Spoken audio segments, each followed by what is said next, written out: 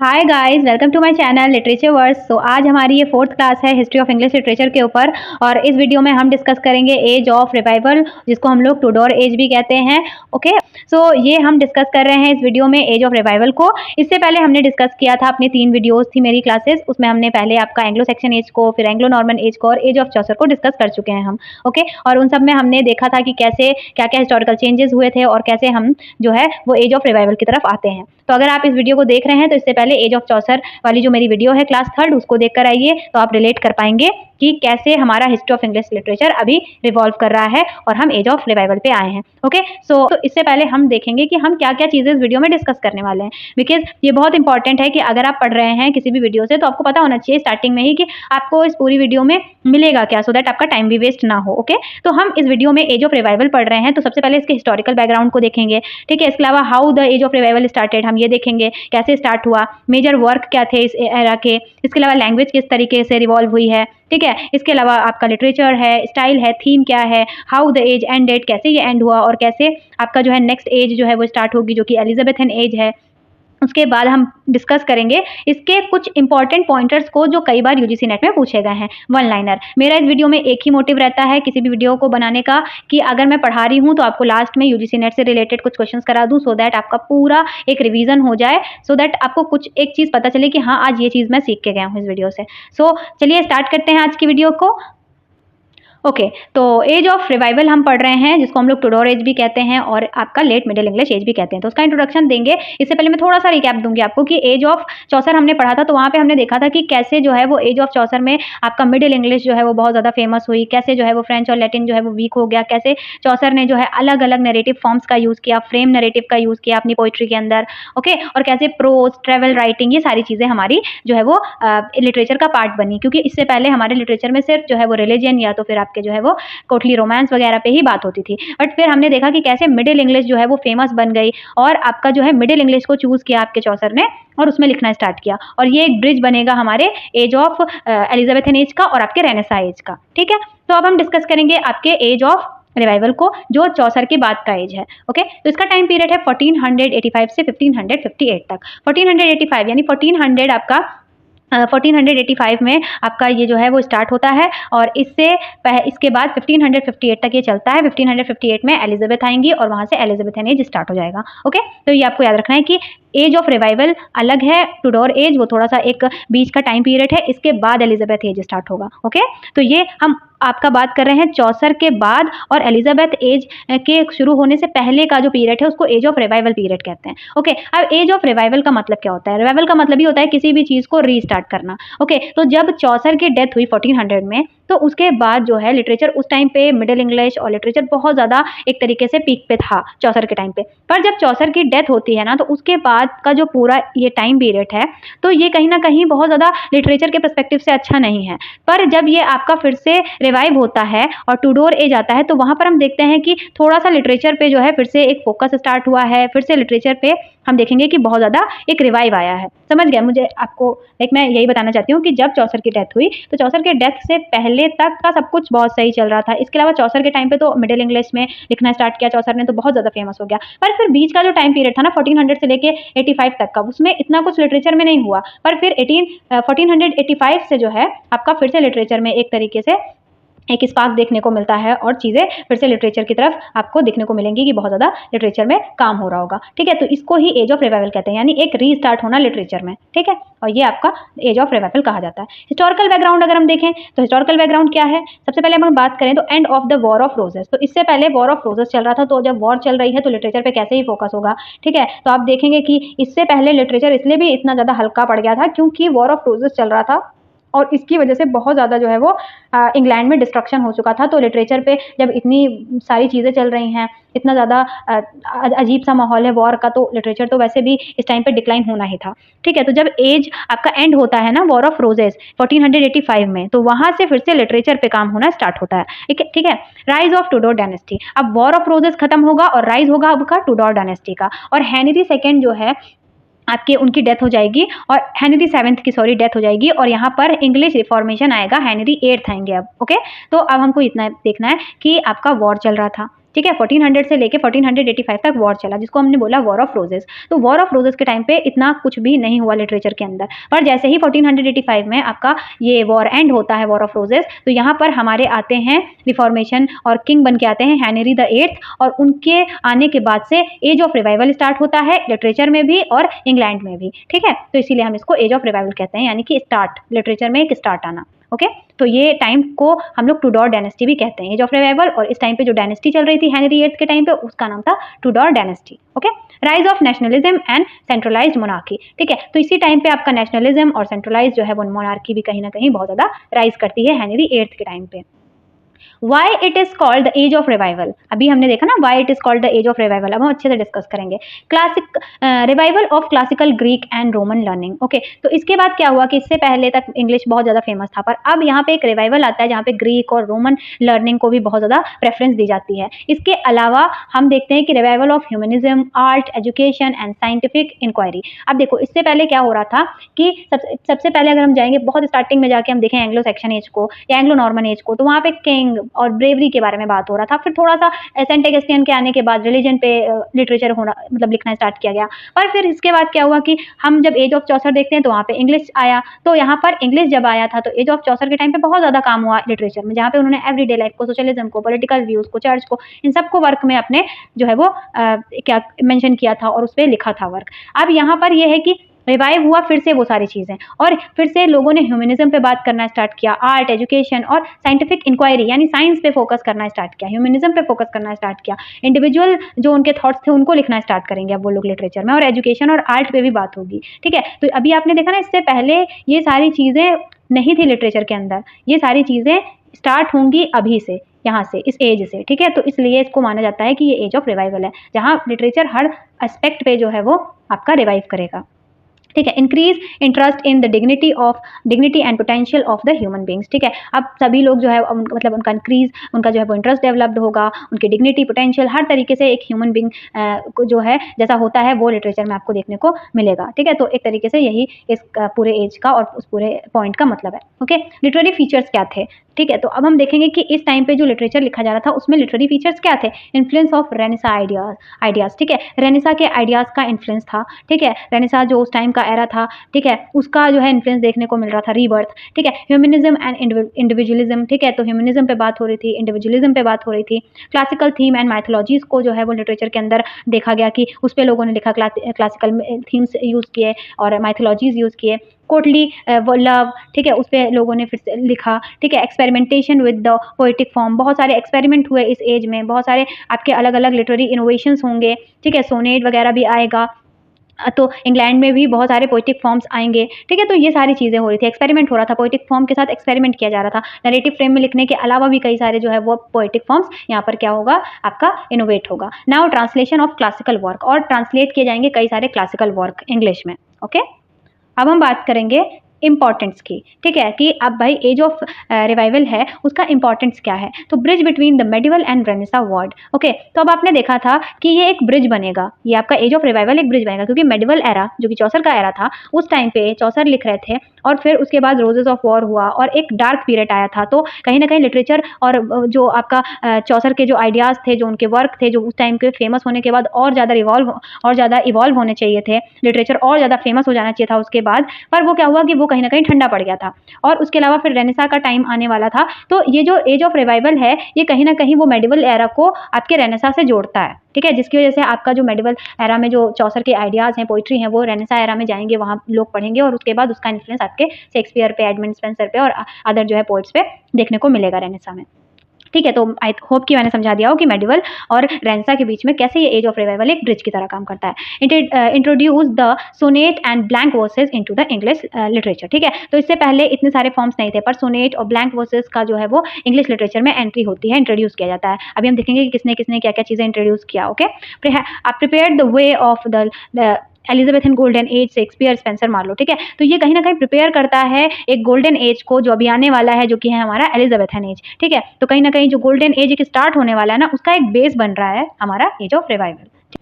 Major idea of this age. Okay, तो अब यहाँ पर हम देखेंगे कि मेजर आइडिया क्या है इस एज का। ओके, तो इस एज में ह्यूमनिज्म पे फोकस किया जा रहा था, focus on human dignity, reason, education, individual potential. ठीक है, मतलब लोगों के डिग्निटी के बारे में, लोगों के सोच के बारे में, उनके एजुकेशन, उनके इंडिविजुअल पोटेंशियल के बारे में जो है वो बहुत ज़्यादा फोकस किया जा रहा था, inspired by Greek and Roman classical learning. ठीक है, तो आप हमने देखा था ना कि ग्रीक और क्लासिकल लर्निंग यहाँ पे रिवाइव हुई थी। उस टाइम पे बहुत ज़्यादा लोग ग्रीक और रोमन क्लासिकल जो लिटरेचर है, जो थॉट्स हैं, उसको बहुत ज़्यादा इंस्पायर कर रहे थे, उससे हो रहे थे। तो ये कहीं ना कहीं ह्यूमनिज्म पे फोकस करता है, इसीलिए इंग्लैंड में भी बहुत ज़्यादा ह्यूमनिज्म जो है इस एरा में देखा गया, लोगों को बात करते हुए इस चीज़ पे देखा गया।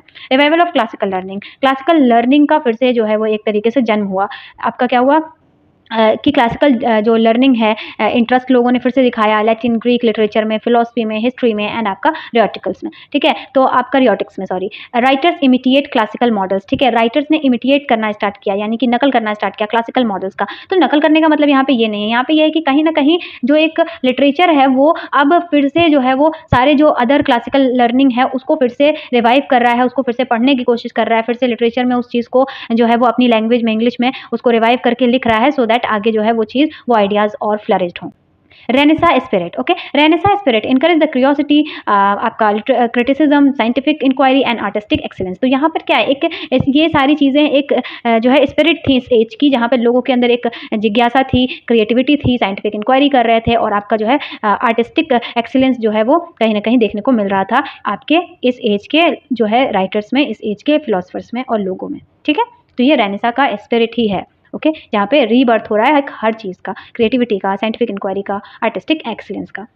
एक्सपेरिमेंट इन लिटरेचर, इस टाइम पे बहुत ज़्यादा एक्सपेरिमेंट भी लिटरेचर में किए गए थे। ठीक है, तो आपका क्या है, experimentation in literature, introduction of the English sonnet, development of blank verses, growth of prose, drama and translation. ठीक है, तो यहाँ पे क्या है, एक्सपेरिमेंट हो रहा है। अब लिटरेचर में बहुत सारे एक्सपेरिमेंट किए जा रहे हैं, जैसे कि इंट्रोडक्शन हुआ आपके इंग्लिश सोनेट का। ठीक है, इंग्लिश सोनेट लिखना स्टार्ट हुआ, 14 लाइन की पोएम्स। ठीक है, इसके अलावा डेवलपमेंट ऑफ ब्लैंक वर्सेस, लोगों ने ब्लैंक वर्सेस को आपके पोइट्री में यूज़ करना स्टार्ट किया। Growth of prose, drama and translation, यहाँ पे देखा ना, इमिटिएट कर रहे हैं क्लासिकल रोमन्स, ग्रीक के लिटरेचर को, क्लासिकल लर्निंग को। तो कहीं ना कहीं ट्रांसलेशन, प्रोज, ड्रामा, ये सारी चीज़ें रिवॉल्व हो रही हैं। इसके अलावा आपका जो है, इसके अलावा क्या इवॉल्व हो रहा है, ब्लैंक वर्सेस एंड आपका जो है English sonnet. Education and knowledge, education knowledge पे बहुत ज़्यादा फोकस किया जा रहा है। Expansion of school and university, learning become a means of the personal and social advancement. ठीक है, तो यहाँ पर अब एजुकेशन, नॉलेज, ठीक है, साइंटिफिक आपका जो है वो जो एक क्रियोसिटी है, उस सब चीज़ों पे बहुत ज़्यादा फोकस लोग करने लगे हैं। अब बात करते हैं printing and dissemination of the knowledge. ठीक है, अब बात करेंगे आपके प्रिंटिंग प्रेस का कैसे, जो printing press helped spread books, literary and Renaissance ideas across England. अब यहाँ पर एक होता है प्रिंटिंग प्रेस का भाई एंट्री होती है, और ये बहुत ज़्यादा इसलिए इंपॉर्टेंट है क्योंकि अभी तक लोग ओरल ट्रेडिशन का यूज़ कर रहे थे। ठीक है, बुक्स वगैरह थी, बट अब क्या है, प्रिंटिंग प्रेस आने की वजह से बहुत ईजी हो गया था कि जो है वो बुक वगैरह जो है वो अदर जो है वो इंग्लैंड के अक्रॉस अदर कंट्रीज़ में भी जो है वो स्प्रेड होने लगी, जिससे क्या हुआ, लिटरेचर को एक बहुत ज़्यादा क्या बोलते हैं, इवॉल्व हुआ लिटरेचर। ओके, तो प्रिंटिंग प्रेस का बहुत ज़्यादा रोल है इसमें। लिटरेरी इनोवेशन की बात करेंगे तो पेट्रियार्कल सोनेट जो है वो आपका जो है वो इस टाइम पे आया, जो कि आपका सर थॉमस यार्ड जो है उन्होंने लाए थे, और ये इंट्रोड्यूस किया गया था। इटालियन आपका जो पेट्रियार्कन सोनेट था ना, उसको इंग्लिश में इन्होंने इंट्रोड्यूस किया। देखिए, पेट्रियार्कन सोनेट्स को जो इंग्लिश में इंट्रोड्यूस करने वाले हैं ना, वो हैं आपके थॉमस यार्ड। ओके, फिर आपका बात करते हैं ब्लैंक वर्सेस की। तो ब्लैंक वर्सेस को इन्होंने अर्ल ऑफ सर्ले, जिनको बोलते हैं हेनरी हॉगट, उन्होंने आपका जो है वो इंट्रोड्यूस किया था। First used in English, later perfected by Shakespeare and Marlowe. ठीक है, तो फिर उसके बाद देखिए ब्लैंक वर्सेस को इन्होंने यहाँ पे इन्वेंट किया था। तो पेट्रियार्कन सोनेट को इंग्लिश में किसने किया है, थॉमस आपके यार्ड ने। इसके अलावा अगर बात करते हैं ब्लैंक वर्सेस को इंग्लिश में किसने इंट्रोड्यूस किया है फर्स्ट, तो वो है आपके Earl of Surrey. Earl of Surrey modify the Italian sonnet pattern. ठीक है, इन्होंने मॉडिफाई किया और फिर इंग्लिश में उसको इंट्रोड्यूस किया अपने पोएम्स के थ्रू। ठीक है, इसके अलावा ह्यूमनिस्टिक प्रोज, जो कि सर थॉमस मॉरे हैं, उन्होंने लिखा था, यानी कि प्रोज लिखा, एक नॉवल के फॉर्म में प्रोज लिखा, जो कि ये यूटोपिया था, और ये आपके सर थॉमस मॉरे ने लिखा। तो एक तरीके से प्रोज का, ह्यूमनिस्टिक प्रोज का किसने इंट्रोड्यूस किया इंग्लिश में, तो वो थे आपके सर थॉमस मॉरे। यहाँ पे इंग्लिश ट्रांसलेशन हुआ, इसके अलावा आपके पोइट्री प्रिंट हुए, इसके अलावा प्रोज में सर थॉमस मॉरे ने यूटोपिया लिखा। इसके अलावा अर्ल ऑफ सर्ले हैं जिन्होंने मॉडिफाई किया इटालियन सोनेट को। इसके अलावा ब्लैंक वर्सेस है जिसको इंट्रोड्यूस किया अर्ल ऑफ सर्ले ने, और इसको मॉडिफाई किया बाद में शेक्सपियर ने। और आपका पेट्रियार्कल सोनेट है जिसको सर थॉमस यार्ड ने आपके इटालियन से इंग्लिश में इंट्रोड्यूस किया था। तो ये सारी चीज़ें, ये सारे इनोवेशंस जो है वो इस एज में हो रहे थे।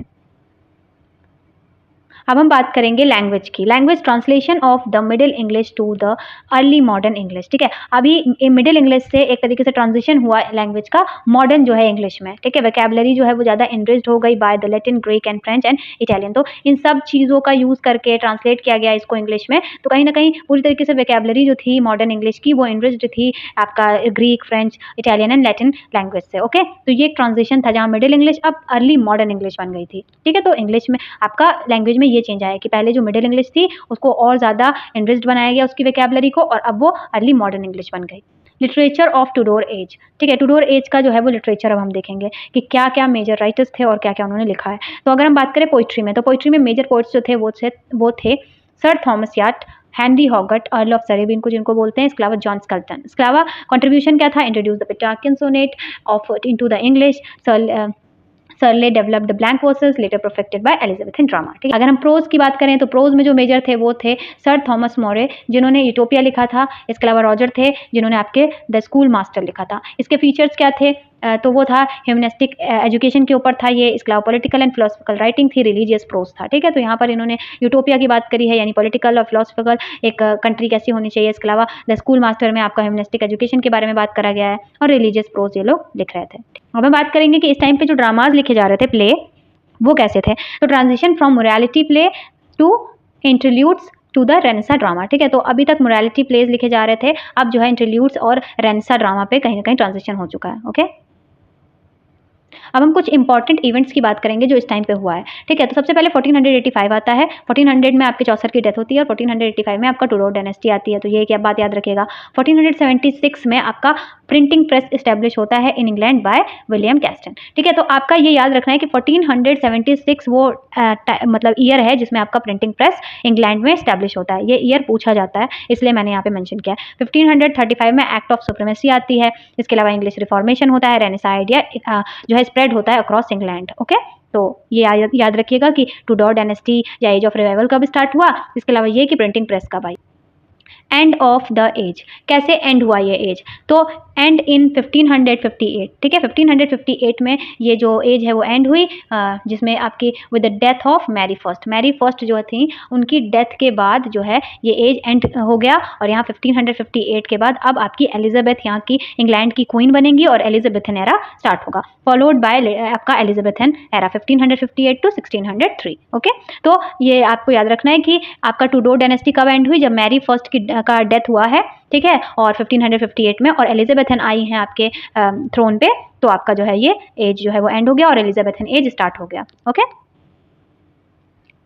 ओके, सो नाउ अब हम जो है क्विक रिवीजन करेंगे टुडोर एज का और एज ऑफ रिवाइवल का, जिससे हमें समझ आ जाए कि पॉइंटर्स में कैसे इंपॉर्टेंट जो चीज़ें हैं वो हमें याद रखनी है। सो चलिए, यूजीसी नेट में ये जो टुडोर एज से क्वेश्चन है ये पूछे गए हैं और आगे पूछे जा सकते हैं। तो एक पॉइंटर मैंने इसलिए बनाया है सो दैट आपको सब कुछ एक बार रिवीजन हो जाए, जो इंपॉर्टेंट फैक्ट्स अभी तक हमने पढ़े हैं। ओके, सो 1800 आपका 1485 से 1558 तक टुडोर एज रहता है। हेनरी 7 जो है इसको स्टार्ट करते हैं। ओके, ह्यूमनिज्म इसका सेंट्रल आइडिया है, तो ह्यूमनिज्म जो है वो टुडोर एज का और एज ऑफ रिवाइवल का सेंट्रल आइडिया है। इसके अलावा विलियम कैक्सन जो है उन्होंने प्रिंटिंग प्रेस इस्टेब्लिश किया था आपके इंग्लैंड में, वो भी 1476 में। अब हम बात करेंगे कि लिटरेरी इनोवेशंस कौन कौन से हुए इस एज में। ठीक है, तो एज ऑफ रिवाइवल के टाइम पे आपका पेट्रियार्कन सोनेट जो है वो था सर थॉमस यार्ड जो है वो लेकर आए थे इंग्लैंड में। ब्लैंक वर्सेस को जो है इंट्रोड्यूस किया आपके अर्ल ऑफ सरले ने। उसके बाद आपका इंग्लिश सोनेट जो है वो पैटर्न जो है उसको लेकर आए अर्ल ऑफ सरले ही। ठीक है, इसके अलावा इंटरल्यूड जो है वो जॉन हेवुड लेकर आए थे ड्रामा में। ठीक है, अब हम मोस्ट इंपॉर्टेंट जो रिपीटेड फैक्ट्स हैं, जैसे कि सेंट्रल आइडिया ह्यूमनिज्म था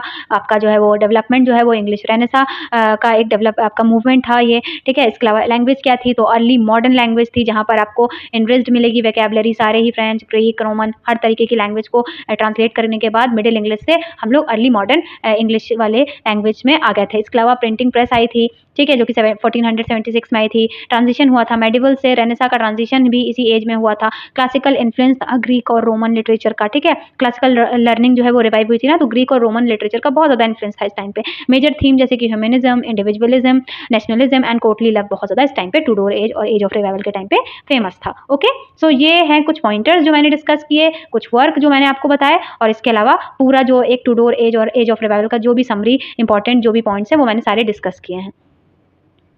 ओके, सो अब मैंने यहाँ पे कुछ वर्क आपके दे दिए हैं जिसकी लिस्ट है, कुछ इंपॉर्टेंट वर्क्स हैं, इसको आप देख लीजिएगा। मैंने डिस्कस भी किया अच्छे से, ऊपर आपको बताया है, ये आप स्क्रीनशॉट ले लीजिए और इसको आप देख लीजिएगा।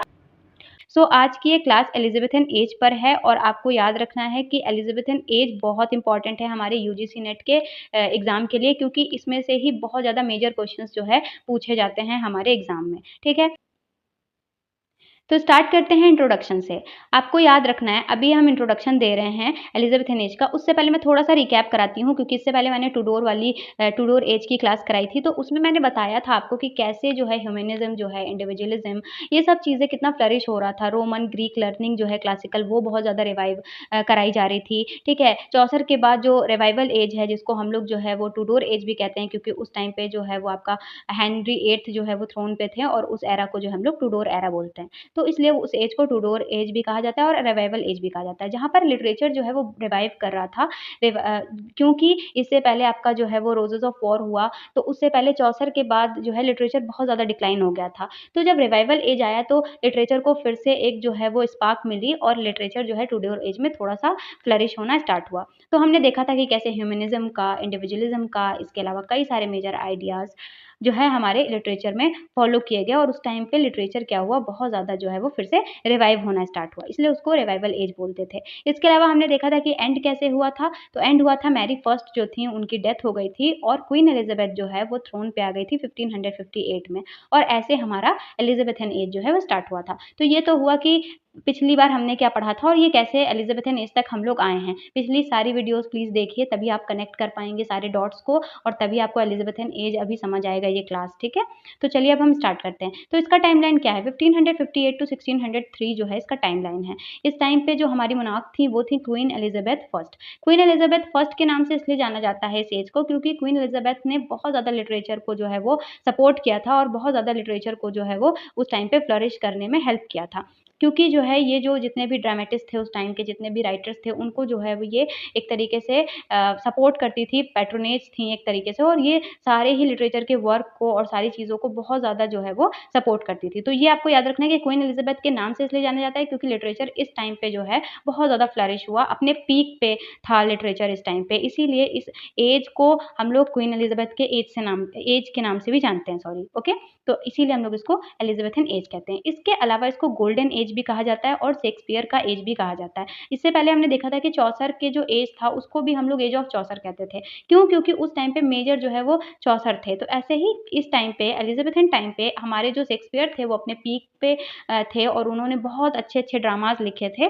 तो इसीलिए हम लोग इसको एज ऑफ चौसर भी कहते हैं। तो अब आपको याद रखना है कि 1558 से 1603 तक ये एज चलता है। टाइमलाइन याद रखिएगा, क्योंकि एलिज़ाबेथन टाइम, विक्टोरियन टाइम कई बार जो है रिपीटेड टाइम आपके एग्ज़ाम्स में पूछा गया है।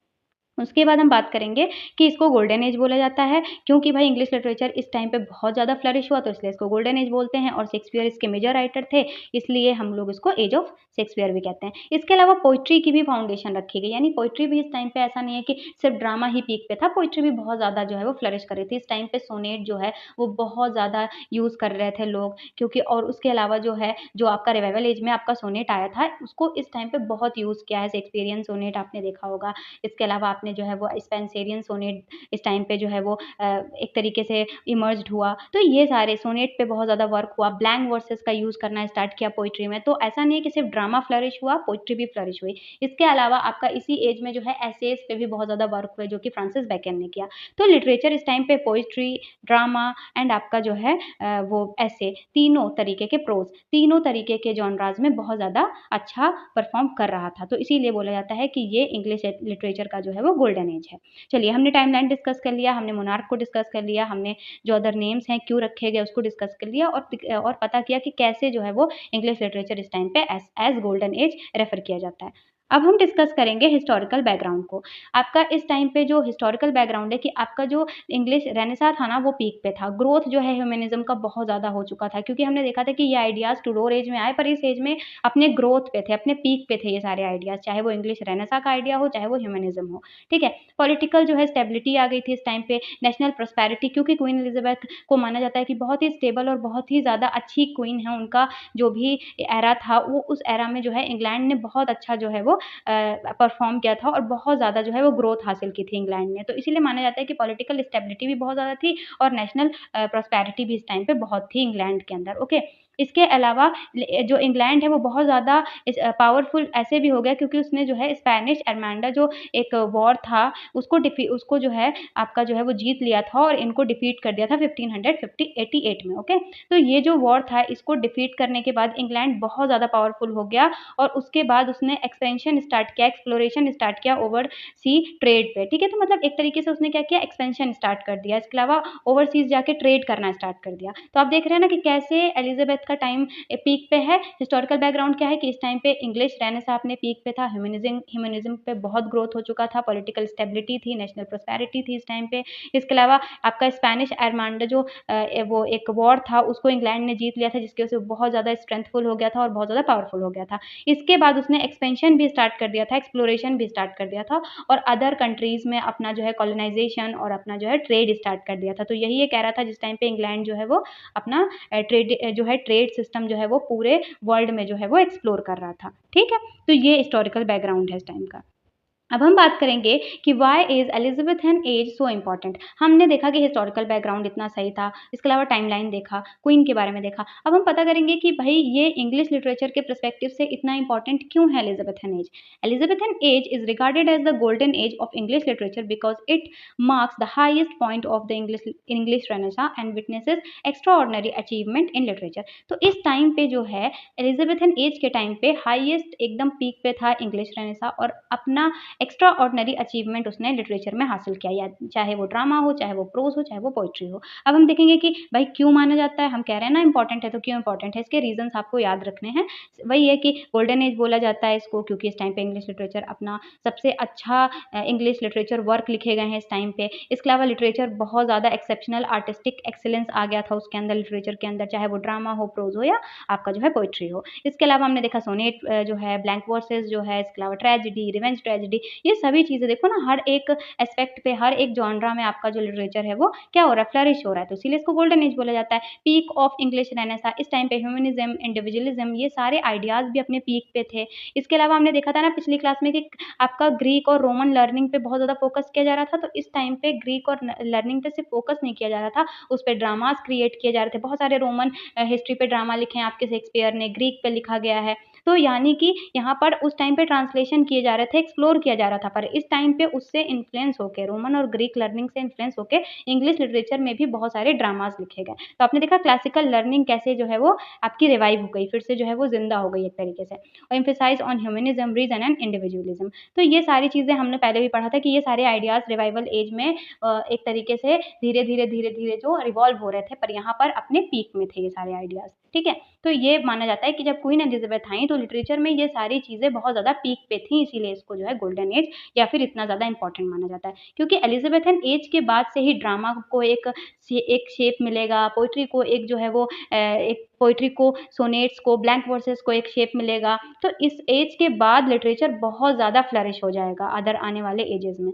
तो हमने इसीलिए ये चीज़ देखी कि क्यों ये इम्पोर्टेंट है। ओके? तो अब आपको समझ आ गया होगा कि क्यों एलिज़ाबेथन एज को हम इतना इम्पोर्टेंट मानते हैं। ओके? और टाइमलाइन वगैरह आप याद रखिएगा। अब हम बात करेंगे दूसरे पॉइंट की। अब हम दूसरा पॉइंट डिस्कस करेंगे कि एक तो हमने देखा कि एलिज़ाबेथन एज इतना इम्पोर्टेंट क्यों हुआ, क्योंकि आपका जो है इतनी सारी चीज़ें रीज़न बने। अब हम देखेंगे कि और भी रीज़न्स थे इसके, जैसे कि एज ऑफ शेक्सपियर, इसको क्यों बोला जाता है, तो produce William Shakespeare the greatest play writer and poet in English literature. अब इस टाइम पे विलियम शेक्सपियर का एज बोला जाता है इसको, ये भी एक बहुत बड़ा रीज़न है कि इसको जो है वो इतना ज़्यादा ये इंपॉर्टेंट है क्योंकि इस टाइम पे विलियम शेक्सपियर ने अपने ग्रेटेस्ट प्लेस जो है वो प्रोड्यूस किए और पोएट्री प्रोड्यूस की। इसके अलावा his tragedies, comedies, histories and sonnets become world classical. ठीक है? तो इनकी जितनी भी हिस्ट्रीज़ थी, इन्होंने जितनी भी ट्रेजेडीज़, कॉमेडीज़ लिखी, वो बहुत ज़्यादा जो है वो फेमस हो गई थी। बर्थ ऑफ इंग्लिश ड्रामा, इसके अलावा एक और रीज़न बनता है जिसकी वजह से बहुत ज़्यादा फेमस हो गया, बर्थ ऑफ इंग्लिश ड्रामा। इस टाइम पे ही आपका जो है बर्थ हुआ इंग्लिश ड्रामा का, ठीक है? ग्रीक में लिखा जा रहा था, रोमन में लिखा जा रहा था, पर इंग्लिश ड्रामा जो है वो इसी एज में इतने पीक पे आता है। पब्लिक थिएटर जो है एक्सपेंड हुआ है, बहुत ज़्यादा पब्लिक थिएटर्स जो है वो खुलने लगे। इसके अलावा drama become the most popular literary form. Drama जो है इस टाइम पे ड्रामा ही सबसे मेजर था। पोएट्री लिखी जा रही थी, प्रोज़ लिखी जा रही थी, पर ड्रामा का ही ये एरा माना जाता है। ठीक है? तो ड्रामा का क्या हुआ, इंग्लिश ड्रामा का जो है एक तरीके से बर्थ हुआ। क्रिस्टोफर मार्लोवे जो है, बेन जॉनसन जो हैं and other dramatist transformed English theatre, ठीक है। तो इस टाइम पे इंग्लिश का सिर्फ बर्थ नहीं हुआ, बहुत सारे अच्छे-अच्छे जो है वो ड्रामेटिस्ट जो थे उन्होंने अपने वर्क को लिखा इंग्लिश में और इस एज को जो है वो ड्रामा के लिए फेमस कर दिया। तो पहला रीज़न देखा हमने कि क्यों? क्योंकि पीक पे है। अब इसके बाद हमने रीज़न्स देखने स्टार्ट किए। तो पहला तो ये कि शेक्सपियर का जो कंट्रीब्यूशन है उसकी वज़ह से इसको इतना ज़्यादा इम्पोर्टेंट माना जाता है। बर्थ हुआ इस टाइम पे इंग्लिश ड्रामा का, इसलिए ये बहुत ज़्यादा इम्पोर्टेंट है। अब बात करेंगे और reasons, development of English poetry. अब एक और रीज़न है, सिर्फ ड्रामा ही तो नहीं, पोएट्री भी तो हमने देखा ना कि हर तरीके से लिटरेचर यहाँ पे फ्लरिश हो रहा था, तो पोएट्री भी एक तरीके से इंग्लिश पोएट्री भी बहुत ज़्यादा डेवलप्ड हुई इस टाइम पे। जैसे कि इंग्लिश सोनेट रीच्ड मैच्योरिटी। आपने देखा कि रिवाइवल एज में जो है वो सोनेट जो है वो जो है इंग्लैंड में आया। उसके बाद आपने देखा था कि उसी टाइम पे जो है पैट्रियार्कन सोनेट लेके आए। इसके अलावा बहुत सारे अलग-अलग जो है वो फॉर्म्स आए थे आपके पोएट्री के। पर इस टाइम पे ये सारे फॉर्म्स जो सोनेट है या ब्लैंक वर्सेस है, ये अपनी मैच्योरिटी पे आ चुके थे, यानी पूरी तरीके से इसमें जो है वो ट्रांसफॉर्मेशन होना स्टार्ट हुआ था। हमने अपने भी जो है सोनेट्स के जो है वो फॉर्म्स डिस्कवर किए, जैसे कि हमारे पास एक तो है स्पेंसरियन सोनेट, इसके अलावा शेक्सपियरियन सोनेट। तो ये पैट्रियार्कन सोनेट है। पैट्रियार्कन सोनेट जब इंग्लैंड आया तो उसके बाद बहुत सारे इंग्लिश में भी स्टैंजास और सोनेट्स जो है वो डेवलप्ड हो गए। ठीक है? तो अब हम बात करेंगे Edmund Spenser enriched English poetry with the Faerie Queene and the Spenserian stanza. ठीक है? तो ये आपका क्या किया, स्पेंसरियन स्टैंजा को जो है आपके एडमंड स्पेंसर ने जो है वो एनरिच्ड किया। तो आपने देखा सिर्फ पोएट्री या सिर्फ ड्रामा में नहीं, पोएट्री में भी हमने क्या किया, बहुत ज़्यादा ग्रोथ जो है वो हासिल किया है इस एज में।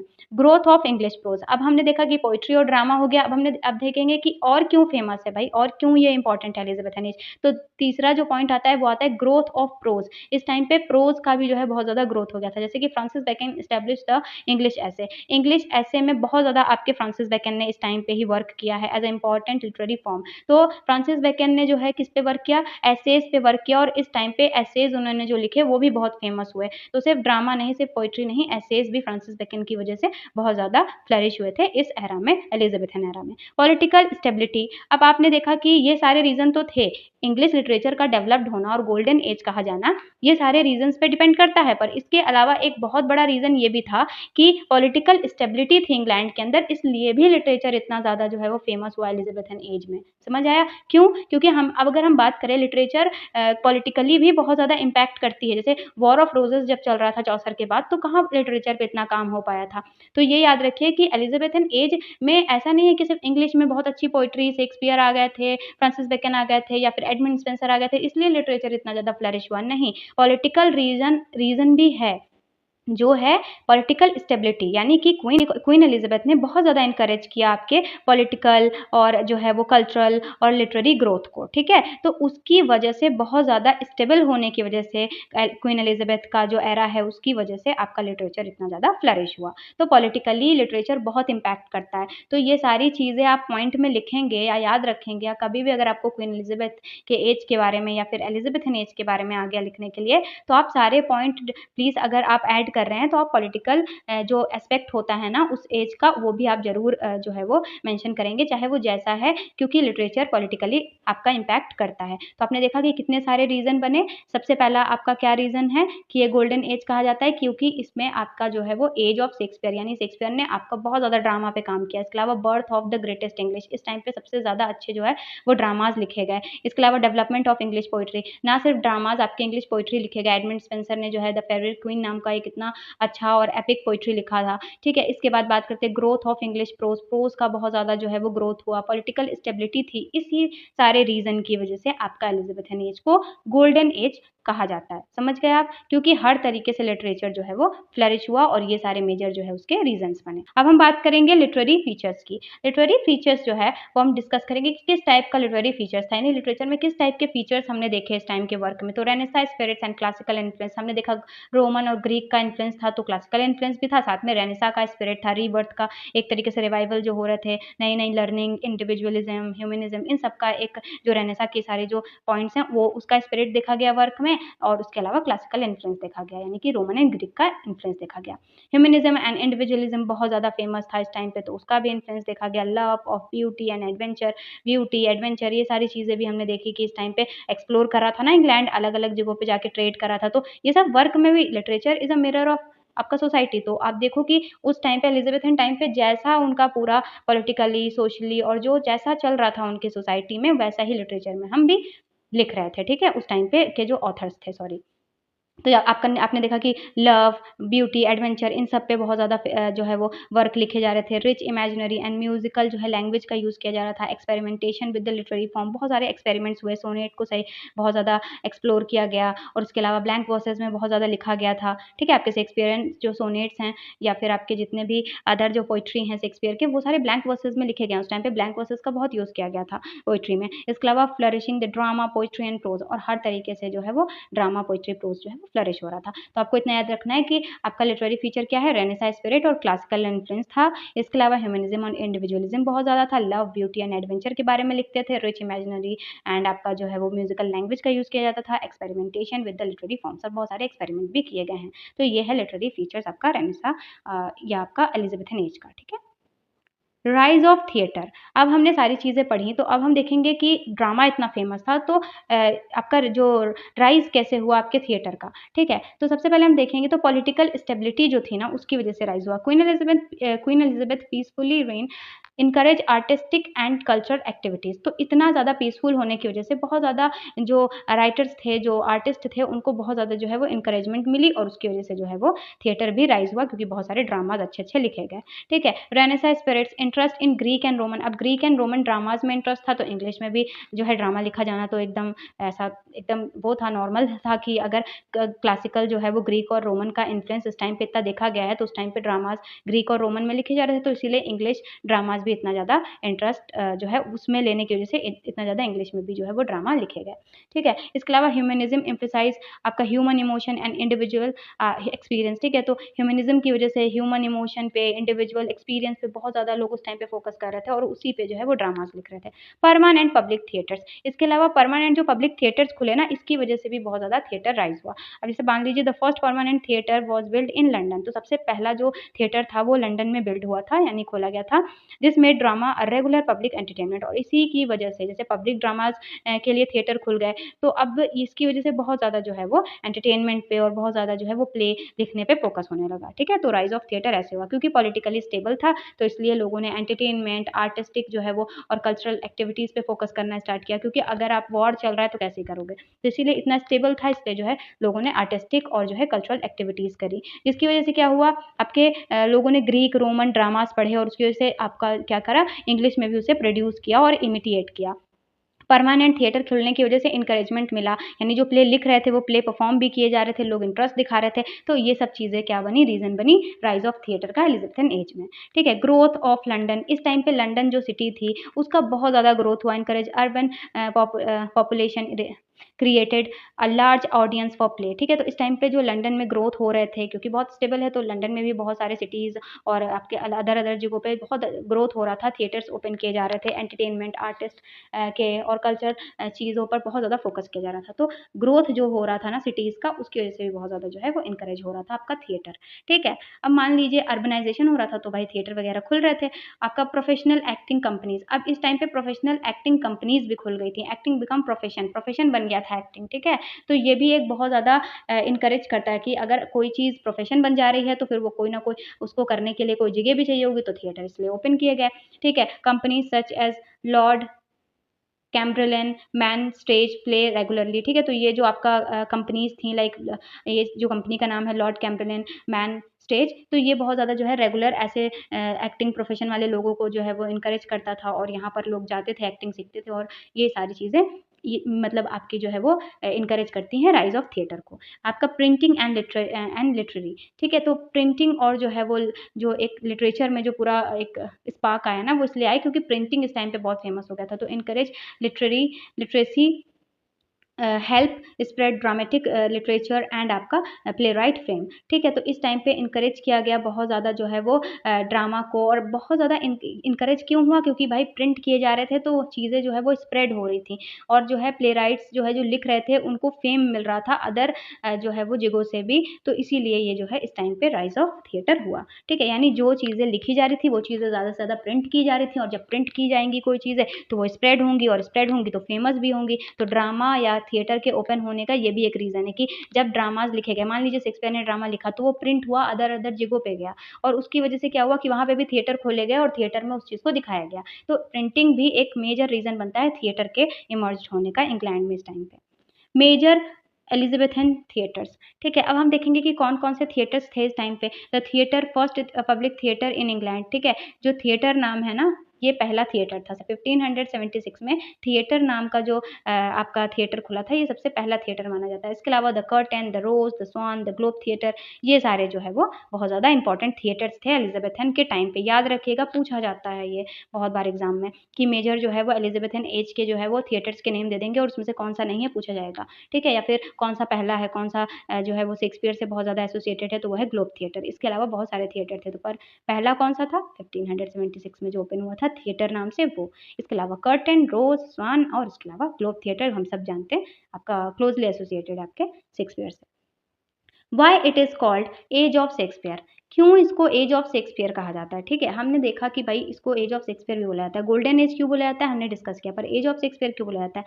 Influence perfect English drama by blending tragedy, comedy and history. इसलिए इनका इन्फ्लुएंस इतना ज़्यादा माना जाता है क्योंकि इन्होंने ड्रामा को सिर्फ लिखा नहीं, उसको ब्लेंड किया। Tragedy, comedy, tragic comedy, history, मतलब इतने सारे जॉनराज में लिखा, मतलब इतने सारे जॉनरास में लिखा ना इन्होंने कि इन्होंने परफेक्ट किया इंग्लिश ड्रामा को। ठीक है, इंग्लिश रोमन ग्रीक ड्रामास को सिर्फ इमिटेट नहीं किया, इन्होंने इंग्लिश ड्रामा को लिखा और उसको जो है वो परफेक्ट किया। उसमें ट्रेजेडी, कॉमेडी और हिस्ट्री जैसे जो है वो ब्लेंडिंग की और उसको जो है वो ट्रेजिक कॉमेडी और हिस्ट्री ये सारी चीज़ें लिखी। तो कहने का मतलब ये है कि इन्होंने परफेक्ट किया है इंग्लिश ड्रामा को। ठीक है, सिर्फ इमिटेट नहीं किया, इसलिए इनका इन्फ्लुएंस माना जाता है और इसलिए इसने इस एज को इनके नेम से जाना जाता है।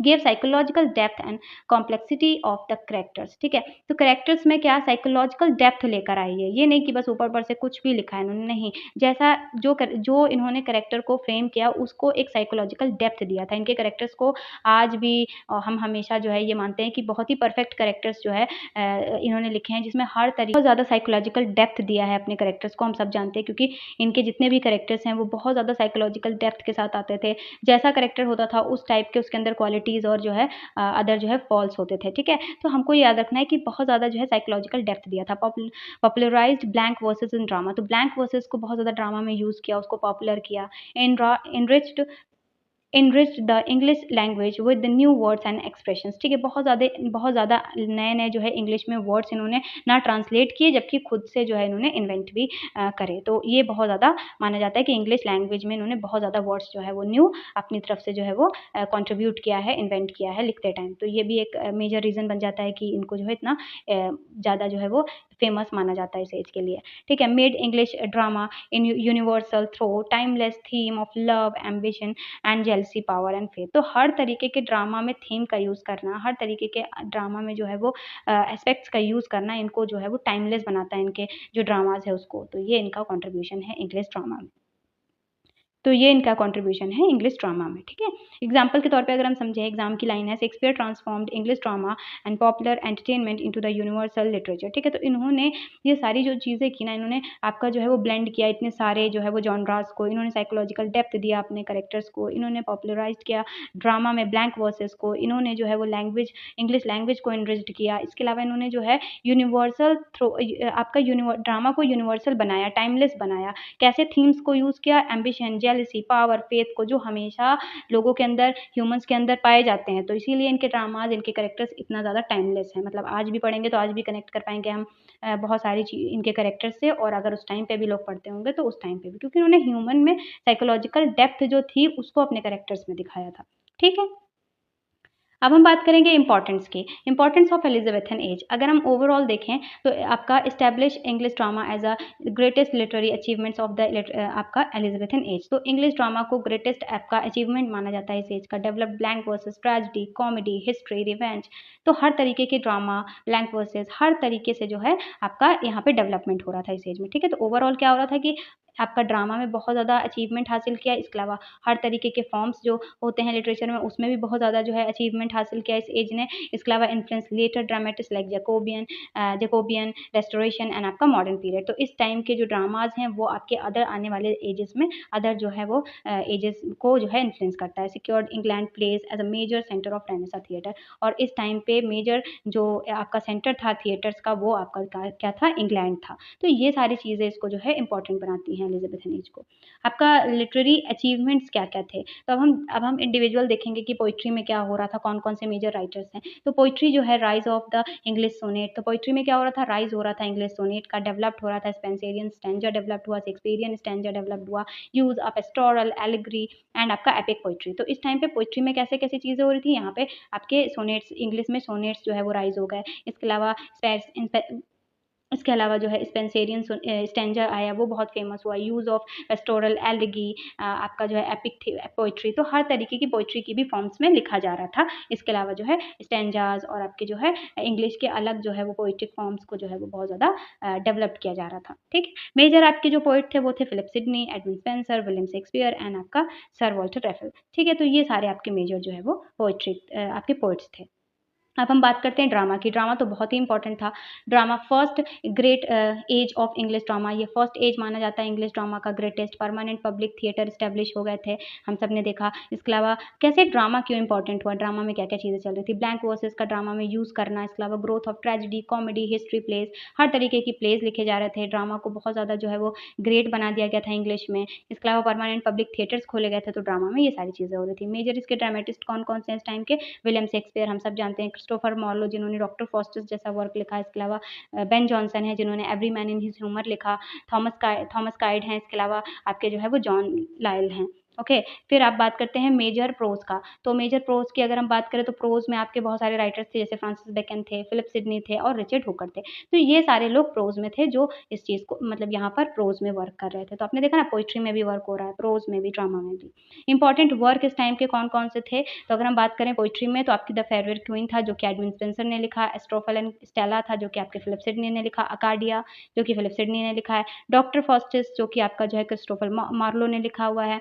इसके अलावा आपका Hamlet, Macbeth, Othello, King Lear और आपका रोमियो जूलियट, ये सारे वर्क जो है वो शेक्सपियर ने लिखे हैं ड्रामाज़ में। ऐसे में आपका फ्रांसिस बेकन बहुत फेमस थे, तो आपको कुछ शेक्सपियरियन सोनेट्स का याद रखना होगा, कुछ आपके जो पोएट्रीज़ हैं इस टाइम के वो याद रखने होंगे, जो मेजर आपके पोएट्स हैं वो याद रखने होंगे। तो मैंने आपको बता दिया, पोएट्री से भी बताया है, ड्रामा से भी बताया है और प्रोज़ से भी बताया है, ठीक है? तो ये आप देख लेंगे और इन अगर एलिज़ाबेथन एज पढ़ रहे हैं तो इन सारे वर्क पे, इन सारे राइटर्स पे बहुत ज़्यादा फ़ोकस करके पढ़िएगा बिकॉज़ अब हम बात करेंगे इम्पॉर्टेंट फॉर्म्स की। तो इम्पॉर्टेंट फॉर्म्स अगर हम बात करें तो उसमें आपका सोनेट बहुत ज़्यादा यूज़ किया जा रहा था। आपने देखा ना पोएट्री में सोनेट्स यूज़ किए जा रहे थे, स्पेंसरियन सोनेट्स और आपका शेक्सपियरियन सोनेट्स, जो भी आपके जो सोनेट्स थे वो इंग्लिश में जो है बहुत ज़्यादा इस टाइम पे आपका क्या किया गया, परफेक्ट किया गया था। तो आपका सोनेट्स का यूज़ बहुत हो रहा था पोएट्री के अंदर, ब्लैंक वर्सेस का यूज़ कर रहे थे आपके शेक्सपियर ड्रामाज़ में, हिस्ट्री प्ले लिख रहे थे शेक्सपियर तो वो बहुत फेमस हो गया था। इसके अलावा आपका रिवेंज ट्रेजेडी इस टाइम पे लिखी गई तो वो भी बहुत फेमस है। रोमांटिक कॉमेडी लिखी गई थी, ट्रेजिक कॉमेडी लिखी गई थी, पेस्टोरल पोएट्री लिखी गई थी, एल्गोरिकल एपिक्स लिखे गए थे। तो आपको ये याद रखना है कि किस-किस टाइप का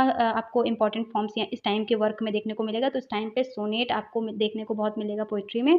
ब्लैंक वर्सेस के से आपको देखने को मिलेगा बहुत ज़्यादा ड्रामाज़, ठीक है? हिस्टोरिकल प्ले जो शेक्सपियर ने लिखे हैं बहुत सारे वो देखने को मिलेंगे आपके। इसके अलावा आपका रिवेंज ट्रेजेडी इस टाइम पे स्टार्ट हो गया था लिखना, रोमांटिक कॉमेडी, ठीक है? तो ये सारे आपको चीज़ें याद कर रखनी है कि इस टाइम के जो लिटरेचर थे उसमें क्या-क्या फॉर्म्स थे। अब हम बात करेंगे इस टाइम पे जो आपके यूनिवर्सिटी विट्स की, यानी कि एक पूरा ग्रुप था यूनिवर्सिटी विट्स का जिसमें से कुछ लोग ऑक्सफोर्ड से थे और कुछ लोग जो है आपके किससे थे, कैम्ब्रिज से थे। तो ये यूनिवर्सिटी विट्स जो है वो पढ़े लिखे राइटर्स का एक ग्रुप था। इसमें आपके यूनिवर्सिटी विट्स में कौन-कौन से लोग हैं वो आपको याद रखना होगा। पूछा जाता है कि यूनिवर्सिटी विट्स जो है उसमें कौन-कौन से आपके जो है ग्रुप में लोग थे। तो सबसे पहले आपके कौन थे, आपके क्रिस्टोफर मार्लो थे, थॉमस कीट थे, इसके अलावा आपका जो है जॉन थे, इसके अलावा आपके रॉबर्ट ग्रीन थे, थॉमस नैश थे, इसके अलावा जॉर्ज थे और थॉमस लॉर्ड थे, ठीक है? तो ये आपको याद रखना है कि ये सारे यूनिवर्सिटी विट्स के कुछ मेंबर्स थे, इनका एक ग्रुप था। ये एजुकेटेड जो है वो अदर कॉलेजेस जो थे उस टाइम पे उससे आते थे, कुछ कैम्ब्रिज से आते थे और कुछ जो आपके आते थे ये ऑक्सफोर्ड से, ठीक है? तो आपको ये याद रखना है बहुत अच्छे से और आपको ये बहुत अच्छे से याद रखना है, ठीक है? तो ये आपको देख लेना है। उसके बाद हम बात करते हैं golden age of English literature. क्यों इसको golden age of English literature बोला जाता है? हमने सारी चीज़ें देख ली, अब हम एक रिकैप लेंगे जहाँ पे हम देखेंगे कि क्या-क्या इंपॉर्टेंट पॉइंट्स हैं जो हमसे छूट गया है, तो मैंने वहाँ पे एक पॉइंटर्स दे दिए हैं। जैसे कि Shakespeare is the greatest dramatist of this age, तो आपको क्या-क्या चीज़ें याद रखनी है, गोल्डन एज क्यों बोला जाता है और क्या-क्या जो इंपॉर्टेंट फैक्ट्स हैं वो। जैसे कि आपका शेक्सपियर को जो है वो ग्रेटेस्ट ड्रामेटिस्ट बोला जाता है, एडमंड स्पेंसर को जो है पोएट्स ऑफ पोएट बोला जाता है, ठीक है? ये याद रखना है। क्रिस्टोफर मार्लो को फादर ऑफ इंग्लिश ट्रेजेडी बोला जाता है, तो याद रखिएगा शेक्सपियर ने ट्रेजेडीज लिखी हैं, पर ट्रेजेडी का फादर इंग्लिश के किसको बोला जाता है? क्रिस्टोफर मार्लो को। तो बहुत सारे बच्चे कंफ्यूज हो जाएंगे कि अगर बोला जाए कि फादर ऑफ इंग्लिश ट्रेजेडी कौन है, तो हो सकता है वो शेक्सपियर लगा के चले आए, क्योंकि शेक्सपियर के इतने सारे ट्रेजेडीज हैं, फेमस हैं। बट याद रखिएगा, क्रिस्टोफर मार्लो जो है वो है आपके फादर ऑफ इंग्लिश ट्रेजेडी, ना कि शेक्सपियर। ठीक है, शेक्सपियर को ग्रेटेस्ट ड्रामेटिस्ट बोला जाता है इस एज का, फादर जो है वो क्रिस्टोफर मार्लो है। फ्रांसिस बेकन को फादर ऑफ इंग्लिश ऐसे बोला जाता है, यानी इंग्लिश में एसेज के लिए, प्रोज के लिए बहुत ज़्यादा जो फेमस किया उसको, वो थे फ्रांसिस बेकन, तो इनको फादर ऑफ ऐसे बोला जाता है।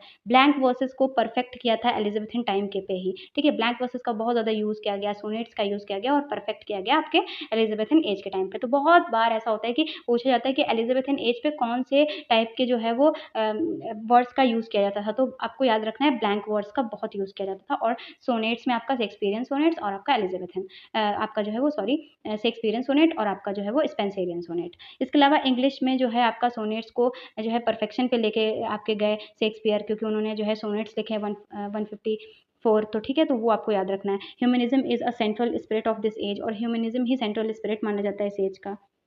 ठीक, तो ये हो गया। अब हम कुछ कीवर्ड्स बताने जा रही हूँ मैं, जो आपको याद रखना है, ठीक है? तो इससे क्या है ना, मैं कीवर्ड्स इसलिए बता रही हूँ क्योंकि आपको याद रखना है कि एलिजाबेथन एज की अगर बात हो रही है, बहुत बार क्या होता है कि यूजीसी नेट में ना आपको कीवर्ड्स से ही जो है आंसर टिक करके आना होता है। अगर आपको कीवर्ड्स पता है, किसी भी एज के बारे में अगर आपको थोड़ा-सा आइडिया है, कीवर्ड्स आपको कहीं से क कनेक्ट कर पा रहे हैं, तो आप अच्छे से सही आंसर जो है वो लगा के आ जाएँगे। तो अगर मैं बात करूँ एलिजाबेथन एज का, तो उसका कीवर्ड्स आपको याद रखना है। सबसे पहला कि रेनेसां का जो है पीक था इस टाइम पे। हम लोग ने पढ़ा, इतना सब कुछ पढ़ते आ रहे हैं, हमने पढ़ा कि रेनेसां का पीक था। तो अगर रेनेसां की बात हो रही है, ग्रोथ की बात हो रही है रेनेसां की, तो यानी कि एलिजाबेथन एज की बात हो रही है। ह्यूमनिज्म की बात हो रही है, तो एलिजाबेथन एज की बात हो रही है। नेशनलिज्म की बात हो रही है, तो आपको याद रखना है एलिजाबेथन एज के टाइम पे ही जो है बहुत पॉलिटिकली स्टेबल और नेशनलिज्म बहुत अपने पीक पे था इंग्लैंड में। ठीक है, यूनिवर्सिटी विट्स की बात हो रही है। ऑफ कोर्स यूनिवर्सिटी विट्स जो थे वो किस टाइम पे थे? इसी टाइम पे थे, एलिजाबेथन टाइम पे, जिसमें आपके क्रिस्टोफर मार्लो थे, थॉमस नैश थे, इतने सारे लोग थे। ठीक है, तो आपको याद रखना है, ये आपके डॉट्स हैं। अगर आपको नहीं समझ आ रहा है, पर आपको ऐसा कुछ भी दिख रहा है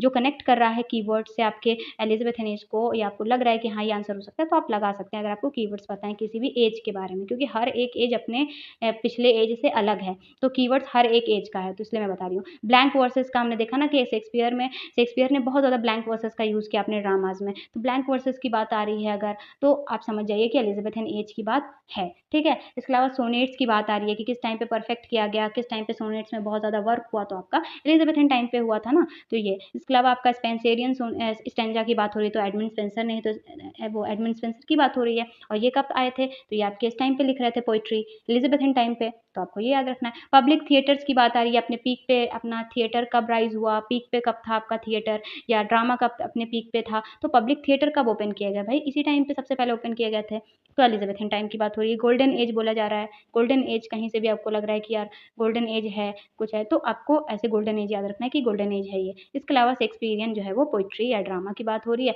तो आपको याद ही रखना है कि शेक्सपियर एलिजाबेथन टाइम पे थे, लिखना स्टार्ट किया था उन्होंने। ठीक है, जैकोबियन एज तक भी लिखेंगे, पर एलिजाबेथन टाइम पे उन्होंने लिखना स्टार्ट किया था, तो मेजर राइटर तो वो एलिजाबेथन एज के भी माने जाते हैं। ठीक है, तो ये आपको याद रखना है कि एलिजाबेथन एज के वो मेजर राइटर हैं, जैकोबियन एज तक उन्होंने अपने जो लेटर प्लेज हैं वो लिखे हैं। तो शेक्सपियर की बात आ रही है, तो ऑफकोर्स एलिजाबेथन एज की बात आ रही है। तो ये कुछ कीवर्ड्स हैं जो मैंने आपको बताया, जिससे आपको एलिजाबेथन एज का आइडिया लगेगा। ओके, तो हम अब बात कर रहे हैं जैकोबियन एज की। इससे पहले हमने एलिजाबेथन एज को डिस्कस किया था। तो जैकोबियन एज का जो टाइमलाइन है वो 1603 से 1625 तक है। देखिए 1500 आपका 1558 में आपकी जो क्वीन एलिजाबेथ हैं वो थ्रोन पे आती हैं, और 1603 में उनकी जो है वो डेथ हो जाती है, एंड आपके जेम्स फर्स्ट जो है वो उसके बाद थ्रोन पे आते हैं। ठीक है, तो क्वीन एलिजाबेथ के बाद आपके जो है वो जेम्स फर्स्ट आते हैं, और उन्हीं के नाम को यूज़ करते हुए इसको जैकोबियन एज जो है वो नाम दिया गया है। जैकोब्स बोला जाता है लैटिन में जेम्स को, और इसी का जो है यूज़ करते हुए इस जो पीरियड का नाम है, इस एज का जो नाम है वो है जैकोबियन एज। ठीक है, और इसका जो टाइम पीरियड है वो 1603 से 1625 तक है। बहुत अच्छे से याद रखिएगा, कई बार जो है जैकोबियन एज या फिर एलिजाबेथन एज, विक्टोरियन एज के टाइमलाइन को पूछा जाता है। ठीक है, अब हम बात करेंगे व्हाई इंपॉर्टेंट। ठीक है, क्यों इंपॉर्टेंट है जैकोबियन एज। जैसे हमने देखा था कि एलिजाबेथन क्यों इंपॉर्टेंट है, यहाँ पे देखेंगे कि जैकोबियन एज क्यों इंपॉर्टेंट है। Continuation of the English Renaissance. अब हमने देखा ना कि एलिजाबेथन टाइम का ही ये लेटर पीरियड है, तो यहाँ पे कंटिन्यूएशन हो रहा है आपके जो रेनेसा के थॉट हैं, जो रेनेसा चल रहा था ना इंग्लिश में, उसी का कंटिन्यूएशन होता है। Golden age of English drama इस यहाँ पर भी कंटिन्यू होता है, golden age of English drama. ठीक है, मतलब इस पीरियड में भी शेक्सपियर ने बहुत ज़्यादा मेजर जितने भी उनके प्ले हैं और लेटर जितने भी उनके प्ले हैं वो उन्होंने इस एज में भी पब्लिश करवाए हैं और लिखे हैं। ठीक है, rise of dark tragedies and satirical comedies, ठीक है। तो अब इस टाइम पे क्या होगा ना, बेन जॉनसन अपने ड्रामाज लिखेंगे, ठीक है, और जो शेक्सपियर ने भी ड्रामाज लिखे हैं, या जो इस एज के जितने भी ड्रामा हैं वो क्या है, बहुत ज़्यादा डार्क हैं, ठीक है, बहुत ज़्यादा डार्क थीम का यूज़ किया है ट्रेजेडीज में, और सटायरिकल कॉमेडीज लिखे गए, यानी कि प्योर कॉमेडीज नहीं है, उसमें सटायर है, ठीक है, उसमें एक तंग कसा जाएगा, ठीक है।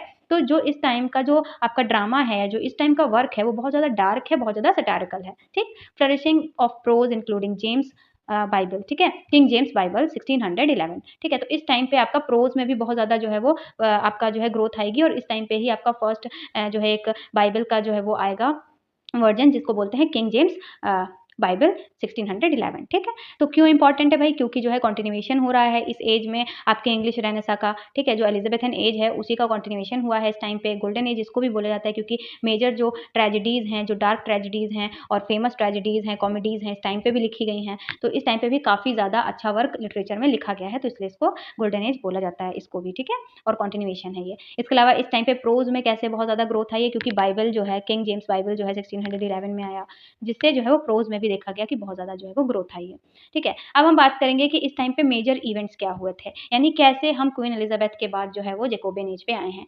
James first succeed Elizabeth first in 1603, ठीक है। तो जेम्स फर्स्ट जो है वो सक्सीड करते हैं, जीतते हैं एलिजाबेथ फर्स्ट को 1603 में, ठीक है। गन पाउडर प्लॉट जो है 1605 में होता है, तो ये एक मेजर इवेंट है। तो आपको मेजर इवेंट्स याद रखने, इतना कुछ डिटेल में नहीं जाना, क्योंकि हम लोग हिस्ट्री नहीं पढ़ रहे हैं, हम लोग लिटरेचर पढ़ रहे हैं, तो हम लोग को मेनली ये फोकस जरूर करना होता है कि पॉलिटिकली या सोशल लेवल पे क्या चल रहा था सोसाइटी में, क्योंकि वो इन्फ्लुएंस करता है लिटरेचर को। तो आपको मेजर इवेंट्स याद रखने हैं, इतना कुछ ये नहीं देखना कि गन पाउडर प्लॉट क्या था या फिर ऐसा कुछ, ठीक है। जो भी हिस्टोरिकल इवेंट्स हैं उनको बस याद रखना है। तो पहला हिस्टोरिकल इवेंट क्या हुआ था इस टाइम पे, इस एज के टाइम पे, वो था कि जेम्स फर्स्ट जो है वो सक्सीड कर जाते हैं एलिजाबेथ फर्स्ट को 1603 में, ठीक है, और 25 तक वो रहते हैं जेम्स फर्स्ट। इसके अलावा गन पाउडर प्लॉट एक बहुत बड़ा इवेंट हुआ था, जो कि 1605 में हुआ था। किंग्स जेम्स बाइबल आया था प्रोज में, तो ये बहुत बड़ा, क्योंकि एक तरीके से रिलीजियस चेंजेस हो रहे होंगे ना, तो किंग्स जेम्स बाइबल जो आया ना 1611 में, ये बहुत फेमस एक इवेंट है। इसके अलावा कॉलोनाइजेशन एक्सपेंडेड, ठीक है। तो कॉलोनाइज हमने पिछली वीडियो में देखा था कि कैसे जो है वो आपका 1588 में जब वो स्पेनिश अरमांडा जो एक वॉर है, बैटल है, वो होता है, और आपका इंग्लिश जो है वो जीत जाती है, इंग्लैंड जीत जाती है, तो कैसे वो बहुत ज़्यादा पावरफुल हो जाते हैं, और अपने जो अपना जो ट्रेड है वो एक्सप्लोर करना स्टार्ट करते हैं पूरे ऑल ओवर वर्ल्ड में, और कैसे जो है वो एक्सप्लोर करना स्टार्ट करते हैं वर्ल्ड को। तो अब इस यहाँ पर आते-आते 1607 तक आते-आते बहुत ज़्यादा कॉलोनाइजेशन जो है वो इंग्लैंड का अदर कंट्रीज़ में जो है वो एक्सपेंड हो गया था। आई होप कि मैंने आपको मेजर जो है हिस्टोरिकल इवेंट समझा दिया हो, ठीक है। तो आपको ये याद रखना है कि कॉलोनाइजेशन बहुत एक्सपेंड हो गया था, जो चीज़ें अभी एलिजाबेथन टाइम पे स्टार्ट हुई थी, वहाँ पे अब यहाँ पर आने के बाद हिस्टोरिकल इवेंट्स में कॉलोनाइजेशन बहुत एक्सपेंड हो गया था, ट्रेड सिस्टम बहुत ज़्यादा इंग्लिश का स्ट्रॉन्ग हो गया था अदर कंट्रीज़ में। इसके अलावा गन पाउडर जो प्लॉट होता है, और जेम्स फर्स्ट जो है वो सक्सीड कर जाते हैं आपके एलिजाबेथ फर्स्ट को। तो ये सारे मेजर हिस्टोरिकल इवेंट हुए थे। अब हम बात करेंगे लिटरेरी थीम्स की या लिटरेरी फीचर्स की, ठीक है। तो इस टाइम पे बहुत ज़्यादा जो लिटरेरी जो थीम था या फीचर था हमारे लिटरेचर का, वो बहुत ज़्यादा जो है वो डार्क और बहुत ज़्यादा जो है वो सटायरिकल हो गया था, जैसे हमने पिछली बार पढ़ा। अच्छा, ये हुआ क्यों? क्योंकि इससे पहले जो है वो बहुत ज़्यादा पॉलिटिकली स्टेबल था आपका इंग्लैंड, ठीक है, एलिजाबेथन टाइम पे, और क्वीन एलिजाबेथ थी, तो बहुत ज़्यादा जो है वो चीज़ें सही जा रही थी, तो लिटरेचर भी बहुत पॉजिटिव और बहुत ज़्यादा नेचुरल था। बट अब यहाँ पर क्या है, और ह्यूमन नेचर भी उस टाइम पे ह्यूमनिज्म पे भी फोकस किया जा रहा था, तो बहुत ज़्यादा अच्छे कैरेक्टर्स को और अच्छी जो है वो थीम्स को और पॉजिटिव थीम्स को एलिजाबेथन टाइम पे स्टार्टिंग में यूज़ किया जा रहा था। पर जैसे जैसे हम लोग लेटर पीरियड्स में आते हैं, यानी जैकोबियन एरा में आते हैं, जेम्स फर्स्ट के टाइम पे आते हैं, तो जैसे क्वीन एलिजाबेथ इंग्लैंड से हटती हैं 1603 में, और जेम्स फर्स्ट आते हैं, तो इस टाइम पे कितना पॉलिटिकली और जो है वो करप्शन और ये सारी चीज़ें हुई होंगी ना, तो वर्क में भी आपको वही देखने को मिलेगा, डिसइल्यूजमेंट देखने को मिलेगा आपको इस टाइम के वर्क में। फीचर रहेगा, थीम कैसी होगी, रिवेंज होगा, एम्बिशन होगा, करप्शन होगा, एंड आपका पॉलिटिकली बहुत ज़्यादा सैटारिकल और बहुत ज़्यादा आपका जो है वो पॉलिटिकली इंट्रिग्यूट जो है वो आपके जो है थीम्स यूज़ किए जाएंगे। अब हम बात करते हैं साइकोलॉजिकल कॉम्प्लेक्सिटी का यूज़ किया जाएगा, यानी साइकोलॉजिकली भी बहुत ज़्यादा जो है वो जो है कॉम्प्लेक्स होगा इस टाइम का, कैरेक्टर्स बहुत ज़्यादा, जैसे इस टाइम के जितने भी कैरेक्टर्स होंगे वर्क में, बहुत ज़्यादा जो है वो कॉम्प्लेक्सिटी को जो है फेस कर रहे होंगे साइकोलॉजिकली बहुत ज़्यादा, ठीक है। तो ये आपको याद रखना है। इसके अलावा डार्कर टोन होगा देन एलिजाबेथन लिटरेचर, ठीक है। तो इस टाइम पे डार्कर जो है वो टोन का यूज़ किया जाएगा, सटायरिकल एंड रियलिज्म का यूज़ किया जाएगा, यानी सटायर का यूज़ किया जाएगा, रियलिज्म का यूज़ किया जाएगा, और मेटाफिजिकल पोइट्री इस टाइम पे इमर्ज हो जाएगी, ठीक है, जहाँ पे विट का, कंसीट का, ये सब का यूज़ किया जाएगा। तो आपको याद रखना है कि देखिए पॉलिटिकली बहुत सारी चीज़ें चेंज हो गई हैं, तो लिटरेचर में भी वैसी ही चीज़ों का यूज़ किया जाएगा। Revenge, ambition, corruption, political changes, ये सारी चीज़ें हुई ना, जेम्स फर्स्ट का आना, एलिज़ाबेथ फर्स्ट का जाना, तो ये सारी चीज़ों की वज़ह से कितना सब कुछ चेंज हुआ होगा। ह्यूमन नेचर चेंज हो गया, हर चीज़ में एक जो है वो कहीं न कहीं चेंजेज़ आ रहे थे। तो साइकोलॉजिकली आपका और जो है वो टोन में भी लिटरेचर के बहुत ज़्यादा चेंज आया और थीम में भी, ठीक? तो इतना याद रखना है। आई होप कि मैंने समझा दिया हो कि जैकोबियन एज में फीचर्स कैसे हो गए थे हमारे लिटरेचर के, और इससे पहले एलिज़ाबेथन एज में क्या चीज़ें थीं और कैसा फीचर था, ठीक है? तो आपको एलिज़ाबेथन वाले वीडियो में देखने को मिलेगा, ठीक?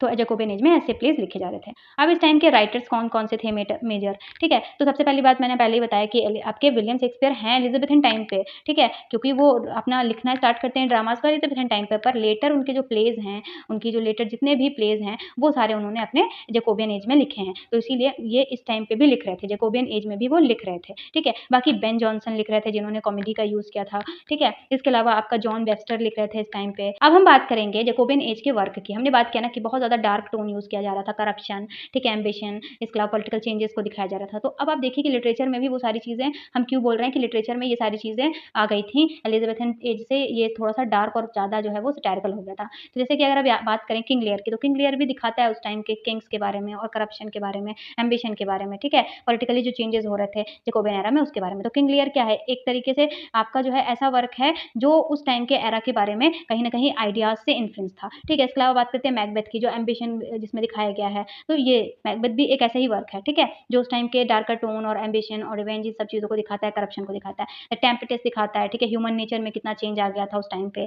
तो ये सारी चीज़ें, ह्यूमनिज़्म कहीं न कहीं खत्म हो रहा था और लोगों के अंदर जो चेंजेस आ रहे थे, तो वो दिखाया गया है। टेम्पेस्ट है, इसके अलावा द डचेस ऑफ माल्फी, आप ओके, तो इसके बाद हम देखेंगे द डचेस ऑफ माल्फी है, वो भी बहुत डार्कर टोन में लिखा गया है। इसके अलावा द व्हाइट डेविल है। तो ये सारे वर्क क्या हैं? ये सारे वर्क इस टाइम के एरा के जो चीज़ें थी उसको दिखाता है और उससे कहीं न कहीं इन्फ्लुएंस थे ये सारे वर्क। तो आप इस टाइम के वर्क को देखिए, जैकोबियन एरा के वर्क को और एलिज़ाबेथन एज के एरा को, तो आपको फ़र्क नज़र आएगा कि कैसे चेंजेस हुए थे, ठीक है? अब हम बात करेंगे why did Jacobean literature become so dark, ठीक है? तो इस टाइम पे एलिज़ाबेथन टाइम के बाद जब हमारा जैकोबियन एरा आता है, तो क्यों इतना ज़्यादा जो है वो लिटरेचर डार्क हो जाता है इस टाइम पे? क्योंकि एलिज़ाबेथन टाइम पे बहुत पॉज़िटिव और बहुत ही ज़्यादा स्टेबल और बहुत ज़्यादा चीज़ें सही चल रही थी। तो उस टाइम पे कितने अच्छे वर्क लिखे जा रहे थे, अलग तरीके के वर्क थे, जहाँ पे रिवेंज नहीं, जहाँ पे करप्शन नहीं, बहुत ही ज़्यादा अच्छा ह्यूमनिज़्म, इंडिविजुअलिज़्म को दिखाया जा रहा था आपके वर्क में, ठीक है? पर अभी जब हम आते हैं पॉलिटिकल आपका जो है वो जैकोबियन लिटरेचर की तरफ, तो इतना डार्क क्यों हो गया था? अब हम ये समझेंगे। पॉलिटिकल अनसर्टेनिटी, ठीक है? इतना ज़्यादा पॉलिटिकली जो अनसर्टेन हो गया था ना इंग्लैंड, इसकी वज़ह से, क्योंकि आफ्टर एलिज़ाबेथन फर्स्ट जब उनकी डेथ हो जाती है, people worried about political stability and religious conflict, ठीक है? तो जब एलिज़ाबेथन एज के टाइम पे एलिज़ाबेथन की डेथ होती है और उसके बाद अचानक से इतना सब कुछ चेंज हो जाता है इंग्लैंड में, जेम्स फर्स्ट आते हैं, तो कहीं न कहीं लोगों के अंदर वो एक अनसर्टेनिटी थी, उनके अंदर जो है एक फ़ियर था कि आप पॉलिटिकली लेवल पे, रिलीजियस लेवल पे कहीं कॉन्फ्लिक्ट ना हो जाए इंग्लैंड में, क्योंकि एलिज़ाबेथन के टाइम पर बहुत ज़्यादा स्टेबल था सब कुछ, ठीक है? तो ये एक दिक्कत, ये एक थी जिसकी वज़ह से लिटरेचर भी वैसे लिखे जा रहे थे। The gun powder of 1605 increase fear and suspicions, ठीक है? तो इस टाइम पे जो गन पाउडर वाला जो एक प्लॉट हुआ, तो उसकी वज़ह से बहुत ज़्यादा लोग फ़ियर और सस्पिशियस हो गए थे चीज़ों को लेके। Writer become more interested in betrayal, conspiracy and आपका करप्शन, ठीक है? तो इस चीज़ों में ज़्यादा लोगों का और राइटर्स का इंटरेस्ट हो गया था कि बिट्रेयल को दिखाना, ठीक है? और आपका करप्शन को दिखाना, एम्बिशन को दिखाना, इन सब चीज़ों को दिखाना। तो कहीं न कहीं राइटर्स भी इंटरेस्ट ले रहे थे, जैसा पॉलिटिकली लोगों के अंदर चल रहा था, तो राइटर्स भी उन्हीं सब चीज़ों पे लिख रहे थे, क्योंकि लोग बहुत ज़्यादा वरीड थे इन सब चीज़ों को लेके, तो राइटर्स ने भी ऐसे ही थीम्स को अपने वर्क में दिखाना स्टार्ट किया, जिसकी वज़ह से जैकोबियन लिटरेचर इतना ज़्यादा डार्क है। जैसे किंग लियर, मैकबेथ, ठीक है? ये सारे वर्क हमने देखे ही, ठीक है? इसके बाद बात करते हैं रिलीजियस कॉन्फ्लिक्ट। एक और रीज़न है जिसकी वज़ह से बहुत डार्क हो जाता है इस टाइम का जो लिटरेचर है, क्योंकि religious conflict, England was divided between different religious group, ठीक है? तो इंग्लैंड इस टाइम पे डिवाइड हो गया था बहुत सारे डिफरेंट रिलीजियस ग्रुप में। Question about sin, death, judgment and salvation, बहुत सारे लोगों के अंदर क्वेश्चंस आ गए थे कि भाई सिन है, जो है, उसके बाद डेथ है, जजमेंट है, साल्वेशन है, इन सबको लेके बहुत ज़्यादा लोगों के अंदर जो है कहीं न कहीं क्वेश्चन डेवलप्ड होना स्टार्ट हो गया था। रिलीजियसली बहुत ज़्यादा लोग जो है, ये नहीं कि एक ही तरह तरह के आइडियाज़ को या एक ही तरह के बिलीफ्स को फॉलो कर रहे थे। उनके अंदर अलग-अलग थॉट्स आ रहे थे कि भाई जो डेथ है वो कैसे होती है, जजमेंट है वो कैसे होता है, साल्वेशन कैसे थे, लोगों के अंदर था कि सैल्वेशन कैसे ले सकते हैं। तो ये सारी चीज़ें जो थी वो बहुत ज़्यादा क्वेश्चन कर रही थी लोगों के दिमाग में। तो इसीलिए रिलीजियसली भी बहुत ज़्यादा ग्रुप बन गए थे अलग-अलग बिलीफ्स वाले लोगों के, ठीक है? बिकम इम्पोर्टेंट लिटरेरी कंसर्न, और इसकी वजह से ये सारी चीज़ें हमारे लिटरेचर में भी राइटर्स ने कहीं न कहीं अपने कैरेक्टर्स में दिखाया, ठीक है? तो एक रिलीजियस कॉन्फ्लिक्ट भी हमारा बहुत बड़ा रीज़न बन जाता है लिटरेचर इतना डार्क होने का। Darker views on off human nature, ठीक है? तो ये जो डार्कर व्यूज़ थे ह्यूमन नेचर के ऊपर, ये भी इसका बहुत ज़्यादा रीज़न बनता है डार्क लिटरेचर का, ठीक है? लिटरेचर ऐसा क्यों हो गया था, हम ये पढ़ रहे हैं। तो लिटरेचर के पर्सपेक्टिव से देखिए, जो-जो चेंजेज़ होंगे ना सोसाइटी के अंदर, वही लिटरेचर में भी कहीं न कहीं हमारे चेंजेज़ आएँगे उससे, ठीक है? तो अब बात करते हैं अगर कि darker view of human nature. Jacobean writers often show human as a ambition, greedy, jealous and corruption, ठीक है? तो जैसे आप देखिए मैकबेथ को कितना ज़्यादा एम्बिशियस दिखाया गया, एम्बिशन की वज़ह से उसको कितना ज़्यादा जो है वो करप्ट हो जाता है, वो ह्यूमन नेचर उसका उसका नेचर कितना करप्ट हो जाता है, और जिसकी वज़ह से उसका कितना ज़्यादा डाउनफॉल होता है। तो ये आप देखिए कि जैकोबियन राइटर्स जो है वो ऐसे ही कैरेक्टर्स को शो कर रहे थे जिसमें एम्बिशन बहुत ज़्यादा हो, जिसमें ग्रीड हो, जिसमें जेलसी हो, जिसमें करप्शन हो। Okay, instead of idealizing heroes, literature represented morally complicated characters, ठीक है? आइडियलाइज़ हीरो को दिखाने के जगह, ब्रेव हीरोज़ को दिखाने की जगह, जैकोबियन एज के जो राइटर्स थे उन्होंने लिटरेचर में रिप्रेजेंट किया मोरली करप्ट और कॉम्प्लिकेटेड कैरेक्टर्स को, like Macbeth, like lady Macbeth, ठीक है? और अदर जितने भी हमने देखे, ओथेलो जैसे लोग जो बहुत ज़्यादा जेलस हो रहे थे। तो ऐसे कैरेक्टर्स को चुना उन लोगों ने, आइडियलाइज़ नहीं किया अपने हीरोज़ को। जो ह्यूमन नेचर उस टाइम पे लोगों के अंदर जो जो थॉट्स और जो जैसे लोग हो गए थे उस टाइम पे, जैकोबियन एरा के टाइम पे, वो उन्होंने अपने कैरेक्टर्स में दिखाया, ठीक है?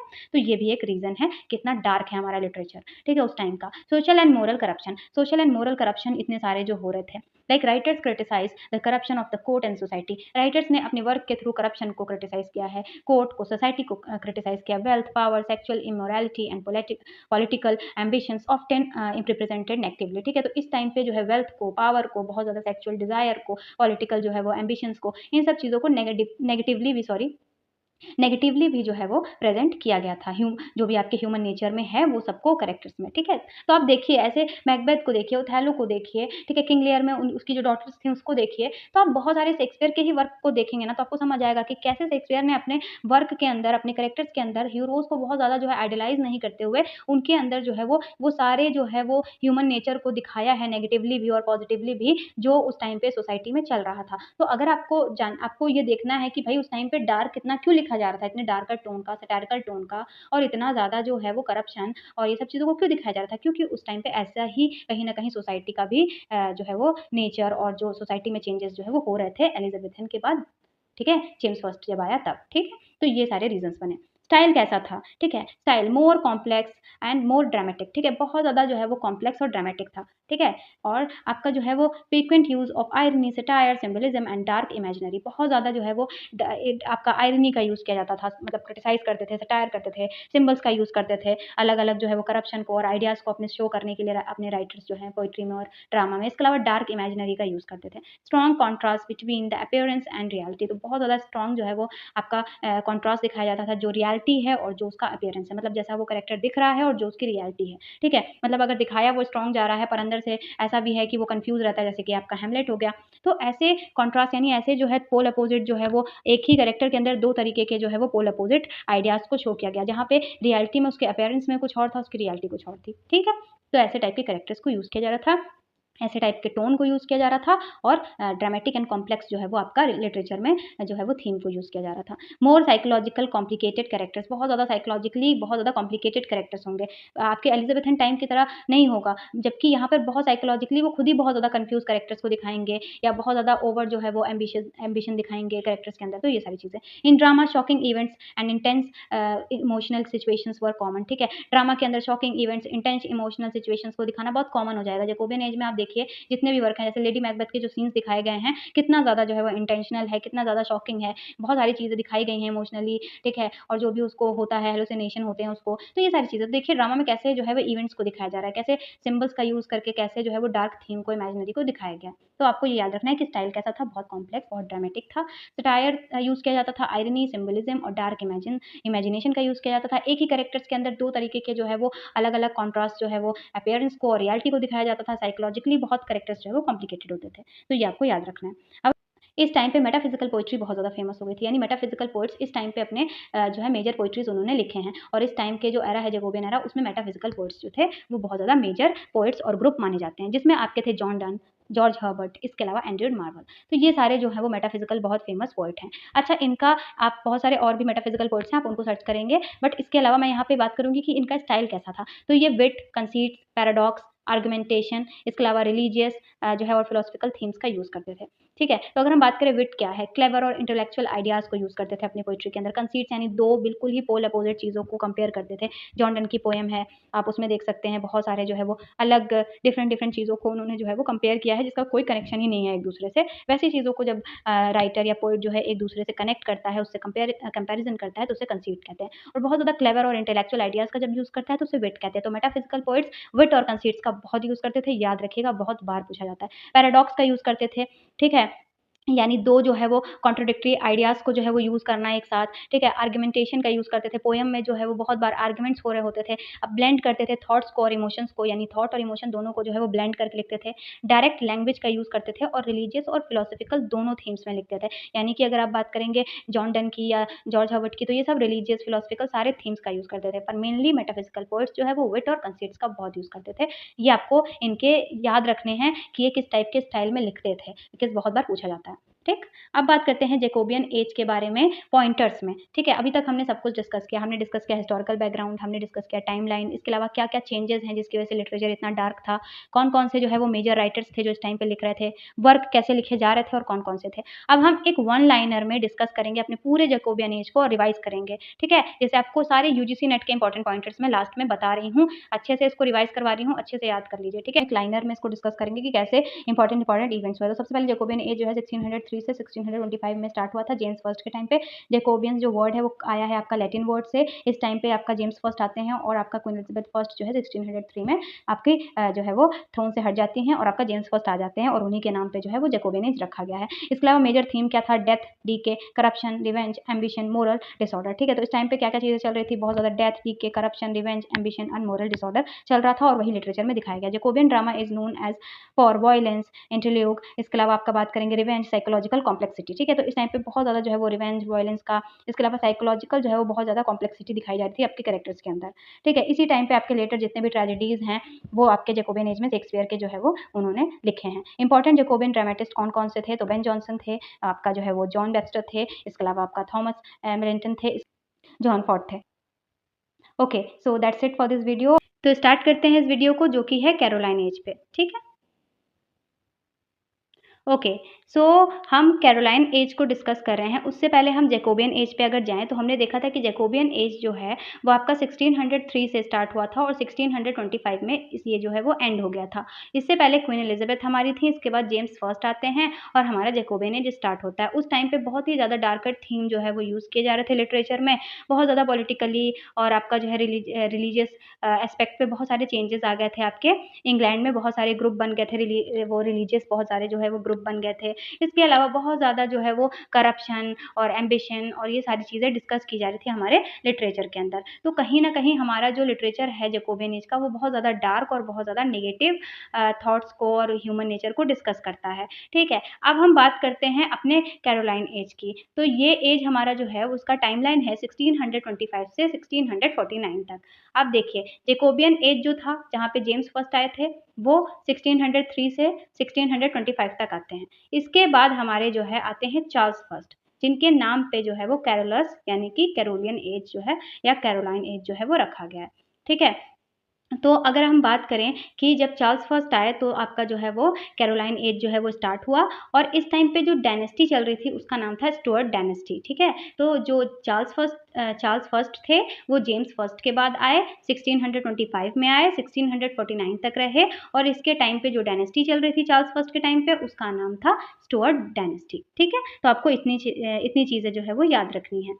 अब हम डिस्कस करेंगे व्हाई कैरोलाइन एज इंपॉर्टेंट, क्यों कैरोलाइन एज इंपॉर्टेंट है। तो हमने देखा था कि एलिजाबेथन एज जो है वो आपका स्टार्ट होता है और उस टाइम पे इंग्लिश रेनेसा अपने पीक पे होता है, एकदम ह्यूमनिज्म, इंडिविजुअलिज्म और सारे जो भी ग्रोथ हैं आपके इंग्लिश लिटरेचर में वो एलिजाबेथन के एरा में बहुत ज़्यादा होता है लिटरेचर के अंदर, चाहे वो प्रोज हो, पोइट्री हो या फिर आपका ड्रामा हो, ठीक है। और आपके शेक्सपियर का एज भी माना जाता है उस एज को। इसके बाद हम आते हैं आपके जैकोबियन एरा में। तो वहाँ पर क्या होता है कि थोड़ा-सा लिटरेचर जो है वो बहुत डार्क हो जाता है, बहुत ज़्यादा जो है वो नेगेटिव हो जाता है, ठीक है? और ह्यूमनिज़्म भी कहीं न कहीं डिक्लाइन हो रही थी सोसाइटी के अंदर, पॉलिटिकली जो है वो बहुत ज़्यादा अनसर्टेनिटी आ गई थी, रिलीजियस जो है वो बहुत सारे ग्रुप्स बन गए थे जैकोबियन एरा में।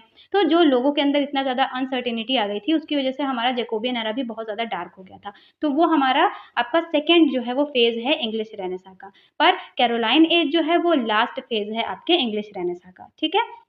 तो आपको याद रखना है कि 3 फ़ेजेज़ थे जिसमें से एलिज़ाबेथन जो कि पीक एरा था इंग्लिश रेनेसां का, जैकोबियन जो कि आपका जो है वो डार्क और बहुत ज़्यादा नेगेटिव एरा माना जाता है इंग्लिश रेनेसां का। इसके अलावा आपका जो लास्ट फ़ेज़ है वो है कैरोलाइन एरा, ठीक है? तो इंग्लिश रेनेसां का ये लास्ट फ़ेज़ है, तो इसलिए ये इम्पोर्टेंट है। इसके अलावा peak of metaphysical and Cavalier poetry, ठीक है? तो क्लेवियर पोएट्स और जो है मेटाफिज़िकल पोएट्स इस टाइम पे जो है अपने पीक पे थे, यानी हमने देखा था ना मेटाफिज़िकल पोएट्स जो है वो जैकोबियन एरा में बहुत ज़्यादा जो है वो कहीं न कहीं आपके जो है वो ग्रोथ जो है उनका स्टार्ट हो गया था मेटाफिज़िकल पोएट्स का। पर इस एरा में जो है वो क्लेवियर पोएट्स भी आ जाते हैं। तो 2 तरीके की पोएट्री या पोएट्स जो है इस टाइम पे थे और 2 तरीके के ग्रुप थे। एक थे मेटाफिज़िकल पोएट्स का जो ग्रुप था जो कि जैकोबियन एरा में स्टार्ट हुआ था और इस टाइम पे अपने पीक पे था और इसके अलावा इस एरा में आपके क्लेवियर पोएट्स आते हैं जो कि आपके चार्ल्स को जो है वो फ़ेवर करते हैं, उनको जो है वो पसंद करते हैं और उनके लिए पोएट्री लिखते हैं, ठीक है? और बाकी मेटाफिज़िकल पोएट्स जो हैं वो अपना जो भी उनका स्टाइल है उसमें तो वो लिख ही रहे थे, पर क्लेवियर पोएट्स जो थे वो सारे जो है वो कहीं न कहीं चार्ल्स फर्स्ट के लिए जो है वो पोएट्री लिखते थे और ज़्यादातर जो है वो पॉलिटिकल और उनको फ़ेवर करते हुए पोएट्री लिखते थे। तो ये 2 ग्रुप थे जो उस टाइम पे बहुत ज़्यादा पीक पे थे, ठीक है? कैरोलाइन एज पे। अब बात करते हैं तीसरा पॉइंट क्यों इम्पोर्टेंट है, literature reflects political and religious conflicts, ठीक है? अब क्या होता है कि लिटरेचर में अब इस टाइम पे पॉलिटिकल और रिलीजियस कॉन्फ्लिक्ट्स को दिखाया जाता है, यानी किंग और जो एडमिनिस्ट्रेशन में चल रहा है, मोनार्क में चल रहा है, उसमें और रिलीजियस जो चीज़ें चल रही हैं सोसाइटी के अंदर, उसमें जो है वो कॉन्फ्लिक्ट दिखाया गया इस टाइम के लिटरेचर के अंदर। यानी इससे हमें कहीं न कहीं पता चलता है कि बहुत ज़्यादा जो है वो पॉलिटिकल और रिलीजियस जो है कॉन्फ्लिक्ट्स उस टाइम की सोसाइटी में चल रहे थे, तभी जो है रिफ्लेक्ट हो रहा था वो लिटरेचर के अंदर। Public theatres declined and were finally closed by Puritan age in the year 1642, ठीक है? तो जो पुरिटन्स का एज था तो उस एज में आने के बाद हमारा 1642 में पूरी तरीके से जो आपका थिएटर है वो बंद होता है, पर थिएटर का डिक्लाइन यहीं से स्टार्ट हो जाता है कैरोलाइन एज से, ठीक है? तो आपको याद रखना है कि पुरिटन्स एज जो आता है या कॉमनवेल्थ जो एज है उस टाइम पे आपका जो है वो 1642 में पूरी तरीके से आपका जो है वो थिएटर सारे क्लोज कर दिए जाते हैं, बट डिक्लाइन यहाँ से कैरोलाइन एज से स्टार्ट हो जाता है। तो इसलिए भी ये बहुत इंपॉर्टेंट है कि यहाँ से जो पीक पे था थिएटर और जो ड्रामा और इन सारी चीज़ों के लिए आपका रेनेसा इंग्लिश रेनेसा जाना जाता था, यहाँ पर आते-आते थर्ड फेज़ में वो जो है लास्ट फेज़ में डिक्लाइन होने लगा था, ठीक है? और 1642 में एंड हो जाता है आपके सारे जो पब्लिक थिएटर्स हैं उनको बंद करवा दिया जाता है। ये बहुत बार पूछा गया है कि पब्लिक थिएटर्स को बंद कब करवा दिया जाता है, तो 1642 में, ठीक है? ये आपको याद रखना है। और इससे पहले पब्लिक थिएटर स्टार्ट कब हुआ था? एलिज़ाबेथन टाइम पे स्टार्ट हुआ था लंदन में, ठीक? तो ये याद रखना है। तो ये कुछ मतलब इम्पोर्टेंट चीज़ें हैं ना, आपको याद रखनी है कि कैसे हम थिएटर्स का डिक्लाइन हो रहा है, ड्रामास का डिक्लाइन हो रहा है, ठीक है? अब फोर्थ या फिफ्थ पॉइंट क्या है हमारा जिसकी वजह से कैरोलाइन एज इंपॉर्टेंट है, वो ये है कि served as a transition from the renaissance literature to the Puritan commonwealth period, ठीक है? तो ये ट्रांजिशन की तरह काम करता है, ठीक है? ये कैरोलाइन एरा जो है वो एक ट्रांजिशन का काम करता है जहाँ पूरी तरीके से रेनेसा लिटरेचर खत्म हो जाएगा और हम एक नए पीरियड में एक नए माइंड थॉट और एक नए लिटरेचर के जो है वो थीम और सारे पर्सपेक्टिव को देखेंगे पुरिटन और जो है कॉमनवेल्थ एरा में। तो कहीं ना कहीं पूरी तरीके से रेनेसा का जो एक कोर था ना वो खत्म हो जाएगा कैरोलाइन एज के बाद और आपका पुरिटन और कॉमनवेल्थ एरा में नए जो है वो आपके थीम्स लिटरेचर में आइडियाज़ जो है वो इमर्ज्ड हो जाएंगे। तो ये क्या है, एक ट्रांजिशन की तरह भी कैरोलाइन एज जो है वो काम करता है। तो आपको अब मैं एक बार रिवाइज करा देती हूँ। पहला पॉइंट कि इसमें जो है वो आपका ये लास्ट फेज है, ठीक है? दूसरा क्या है कि पीक था इस टाइम पे आपके मेटाफिजिकल पोएट्स का और क्लेवियर पोएट्स का, जिसमें मेटाफिजिकल पोएट्स वेट कंसीट्स इन सब का पैराडॉक्स वगैरह का यूज़ करके अपनी पोएट्री को लिखते थे। और आपके जो दूसरे थे वो थे क्लेवियर जो कि आपके चार्ल्स जो थे इस टाइम पे किंग थे इंग्लैंड के, उनको फेवर करते हुए पोएट्री लिखते थे। तो ये 2 जो है वो ग्रुप थे।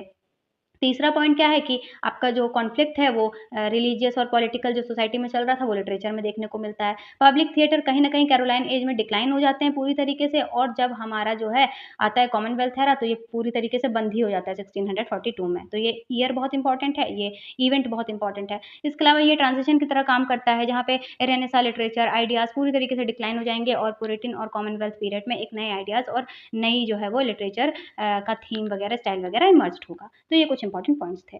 अब हम बात करेंगे हिस्टोरिकल बैकग्राउंड की। क्या हिस्टोरिकल बैकग्राउंड रहा हमारे कैरोलाइन एज का, ठीक है? हमने देखा जैकोबियन एज का, हमने देखा एलिज़ाबेथन एज का, तो अब कैरोलाइन एज का क्या रहा है वो भी तो देखना पड़ेगा ना। तो चार्ल्स फर्स्ट आपका बिकम द किंग इन 1625, तो 1625 का टाइम आता है और आपके चार्ल्स फर्स्ट जो है वो बनते हैं आपके किंग इंग्लैंड के 1625 में, और इससे पहले थे कौन?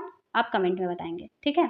अब बात करेंगे conflict between the king and parliament, ठीक है? किंग और पार्लियामेंट के बीच में कहीं न कहीं कॉन्फ्लिक्ट स्टार्ट हो गया था, जहाँ पे पॉलिटिकली और रिलीजियसली बहुत ज़्यादा लोग जो है वो एक तरीके से एक दूसरे से बहुत ज़्यादा कॉन्फ्लिक्ट कर रहे थे, और वहीं पर अब एक और चीज़ भी स्टार्ट हो गई जहाँ पे किंग और पार्लियामेंट जो मेन एडमिनिस्ट्रेशन है, जो मेन और जो किंग है हमारा, उसके बीच में भी जो है वो आपका कॉन्फ्लिक्ट देखने को मिलता है। तो यहाँ पे रिलीजियस लेवल पे भी कॉन्फ्लिक्ट हो रहा है, इसके अलावा किंग और पार्लियामेंट के बीच में भी कॉन्फ्लिक्ट हो रहा है चार्ल्स फर्स्ट के टाइम पे, ठीक है?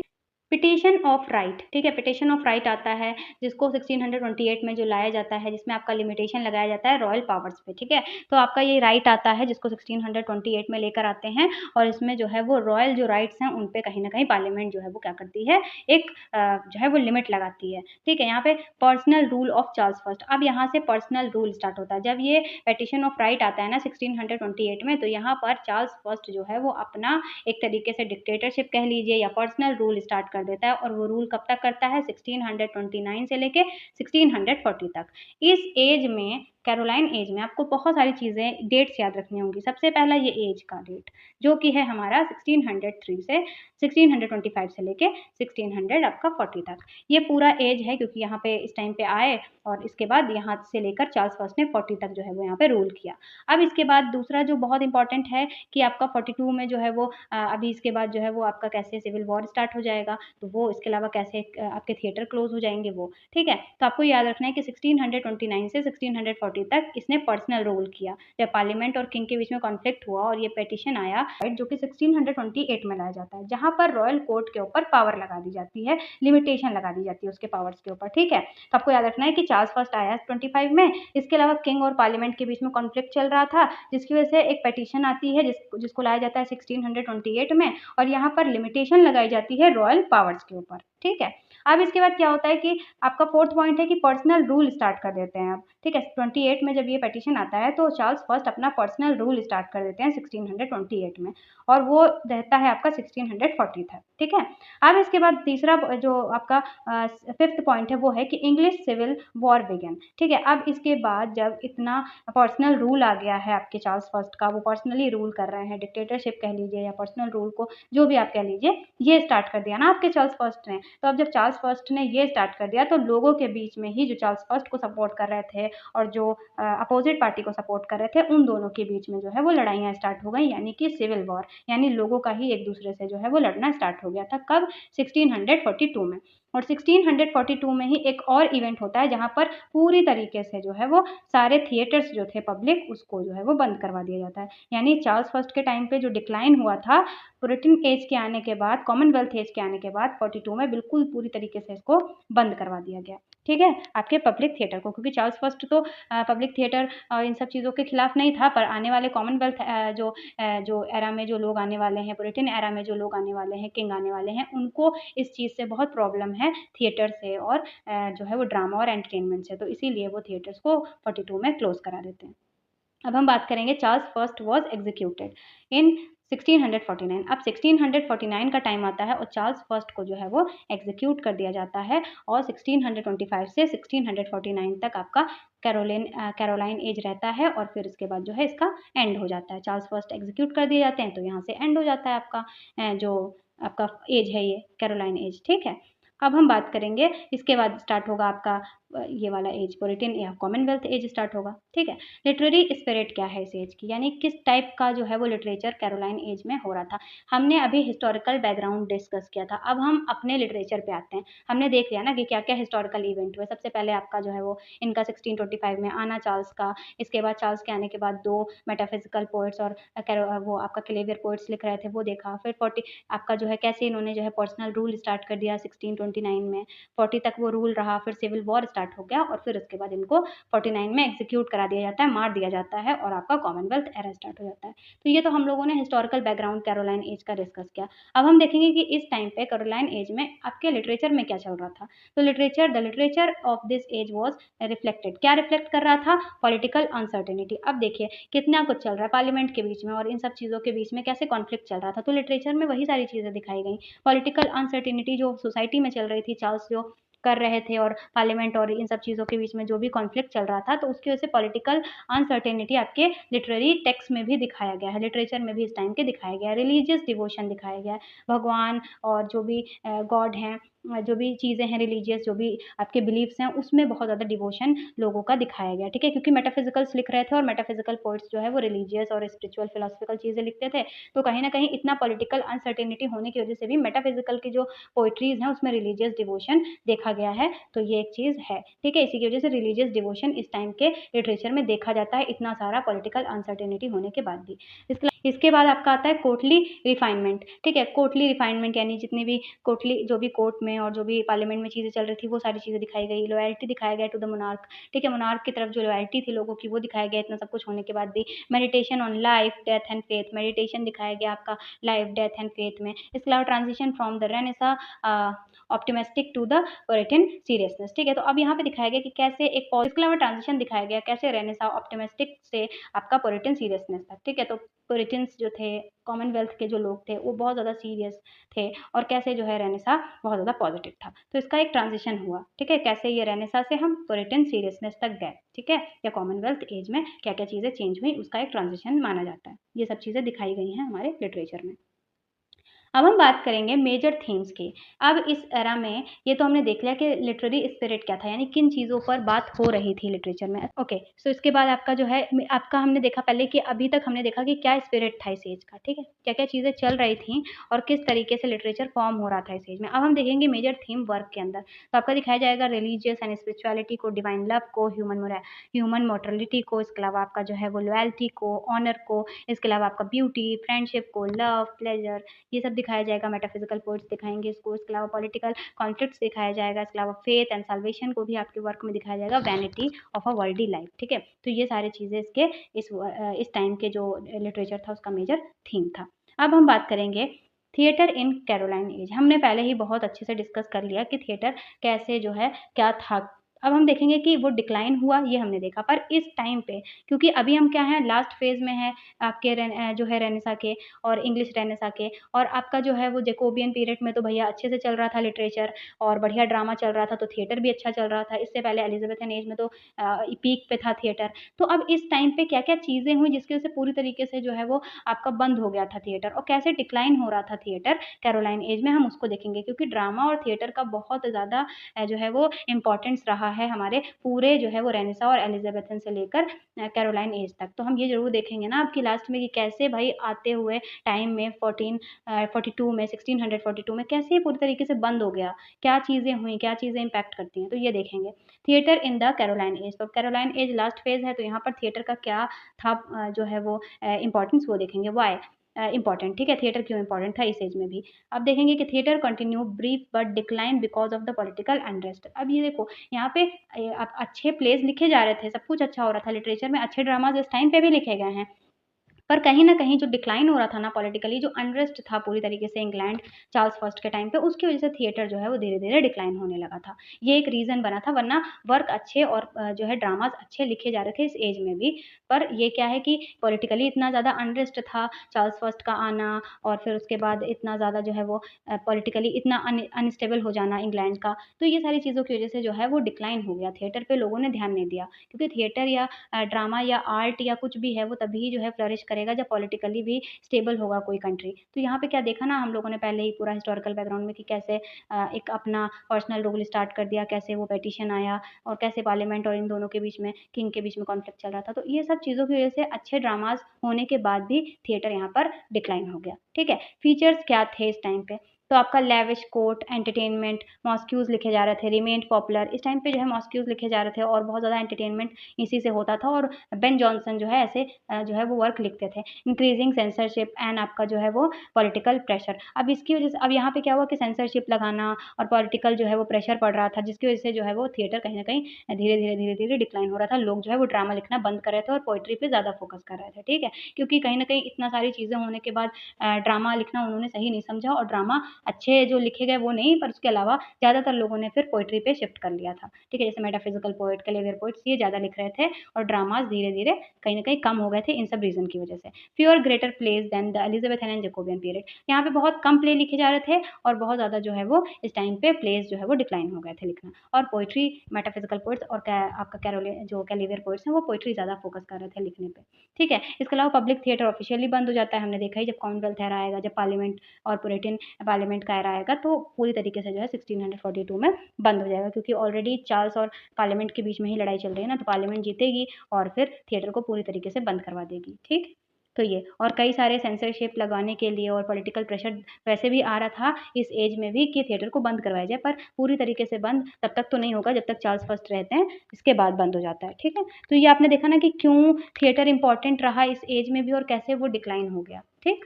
ये हमने डिस्कस कर लिया। अब यहाँ से थिएटर डिक्लाइन हो जाएगा। अब हम बात करेंगे जो इसमें मेजर 2 ग्रुप्स थे। हमने बताया ना कि ड्रामा कम लिख रहे थे और पोएट्री ज़्यादा लिख रहे थे, तो 2 मेजर ग्रुप्स थे जो बहुत ज़्यादा पोएट्री लिख रहे थे। एक थे आपके क्लेवियर, मेटाफिज़िकल्स को हमने पहले ही डिस्कस कर लिया कि किस थीम में लिख रहे थे, कैसा लिख रहे थे, वो हमने आपका जो है वो जैकोबियन पीरियड में अच्छे से बता दिया क्योंकि वो उसी टाइम से लिखना स्टार्ट करते हैं, उनका ग्रोथ आपका जैकोबियन एज से ही स्टार्ट हो जाता है और मेटाफिज़िकल्स लिख जो है वो आपके कैरोलाइन एज तक रहे थे, पर आपका जैकोबियन एज में ही उनका जो है मेटाफिज़िकल्स का ग्रुप जो है वो बहुत फेमस था, ठीक है? पर यहाँ पर क्लेवियर पोएट आते हैं, तो हम इनका डिस्कस कर लेते हैं मेटाफिज़िकल्स के बाद। मेटाफिज़िकल्स तो आपको पता है विट, कंसीट्स का यूज़ करते थे, पैराडॉक्स का यूज़ करते थे, ठीक है? इसके अलावा आर्गुमेंट जो है वो अपने पोएट्री में यूज़ करते थे। तो हमने ये देखा। अब जो क्लेवियर पोएट्स थे ना, उनका क्या कैरेक्टरिस्टिक्स था, क्या ये थीम था इनका लिखने का, वो हम डिस्कस कर रहे थे, ठीक है? तो अब हम बात करेंगे कि कैरेक्टरिस्टिक्स क्या थे क्लेवियर पोएट्स के, जो कि आपके कैरोलाइन एज में थे। तो पहले तो ये लॉयल थे आपके चार्ल्स फर्स्ट के, इसीलिए इनको क्लेवियर पोएट्स कहा जाता है, ठीक है?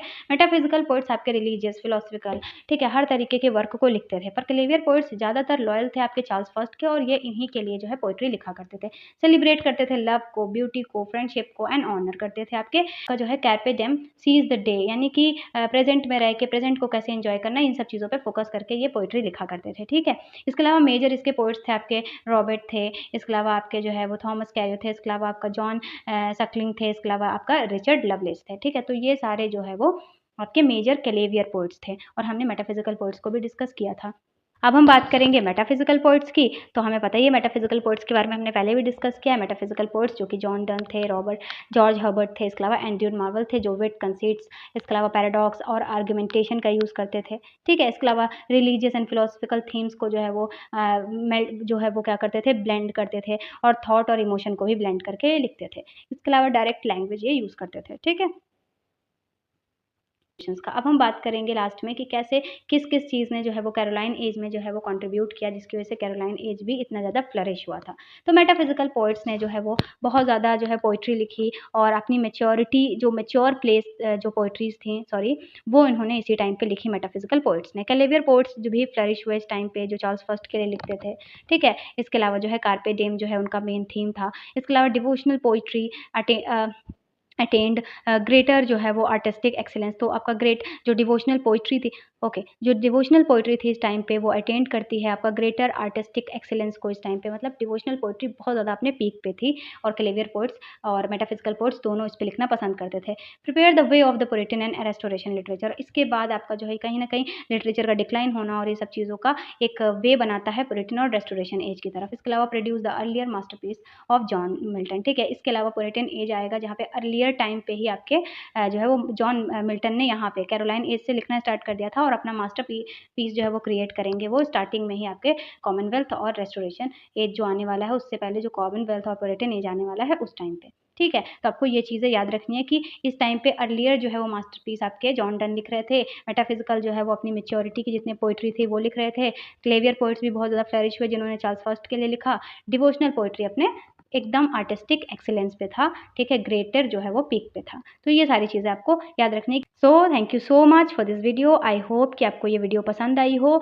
ये हमारा जो है वो लास्ट वीडियो था जहाँ पे हमने तीनों अपने एलिज़ाबेथन के फेजेस को डिस्कस कर लिया, जो कि था सबसे पहले एलिज़ाबेथन एज, इसके अलावा आपका जैकोबियन एज, इसके बाद आपका कैरोलाइन एज। तो ये तीनों फेज़ हैं आपके रेनेसा के ही, इंग्लिश रेनेसा के ही, तो इसको हमने डिस्कस कर लिया है। और अब हम डिस्कस करेंगे आगे आने वाला जो एज है वो है कॉमनवेल्थ एज, और जिसको हम लोग पुरिटन एज भी कहते हैं। तो अब हम नेक्स्ट वीडियो में उसको डिस्कस करेंगे। और हिस्ट्री ऑफ इंग्लिश लिटरेचर की हमारी ये सीरीज़ है, तो आप सारी सीरीज़ को देखते आइए और इसके बाद आप एकदम क्रोनोलॉजिकल ऑर्डर में देखिए ताकि आपको इंग्लिश लिटरेचर की जो हिस्ट्री है वो अच्छे से समझ आए। ओके, सो आई होप कि आपको ये वीडियो अच्छी लगी हो। इसका पीडीएफ जो है वो टेलीग्राम चैनल पे मैं इसके बाद जो है वो पोस्ट कर देती हूँ, तो अगर आप टेलीग्राम चैनल को ज्वाइन कर लेंगे तो आपको आराम से पीडीएफ मिल जाएगा, जिससे आप रिवाइज़ कर सकते हैं इन सारे पॉइंटर्स को। मैंने जो बताया है अगर आप पीडीएफ लेके रिवाइज़ करेंगे तो आपको बहुत हेल्प होगी। So that's it for this video. Bye.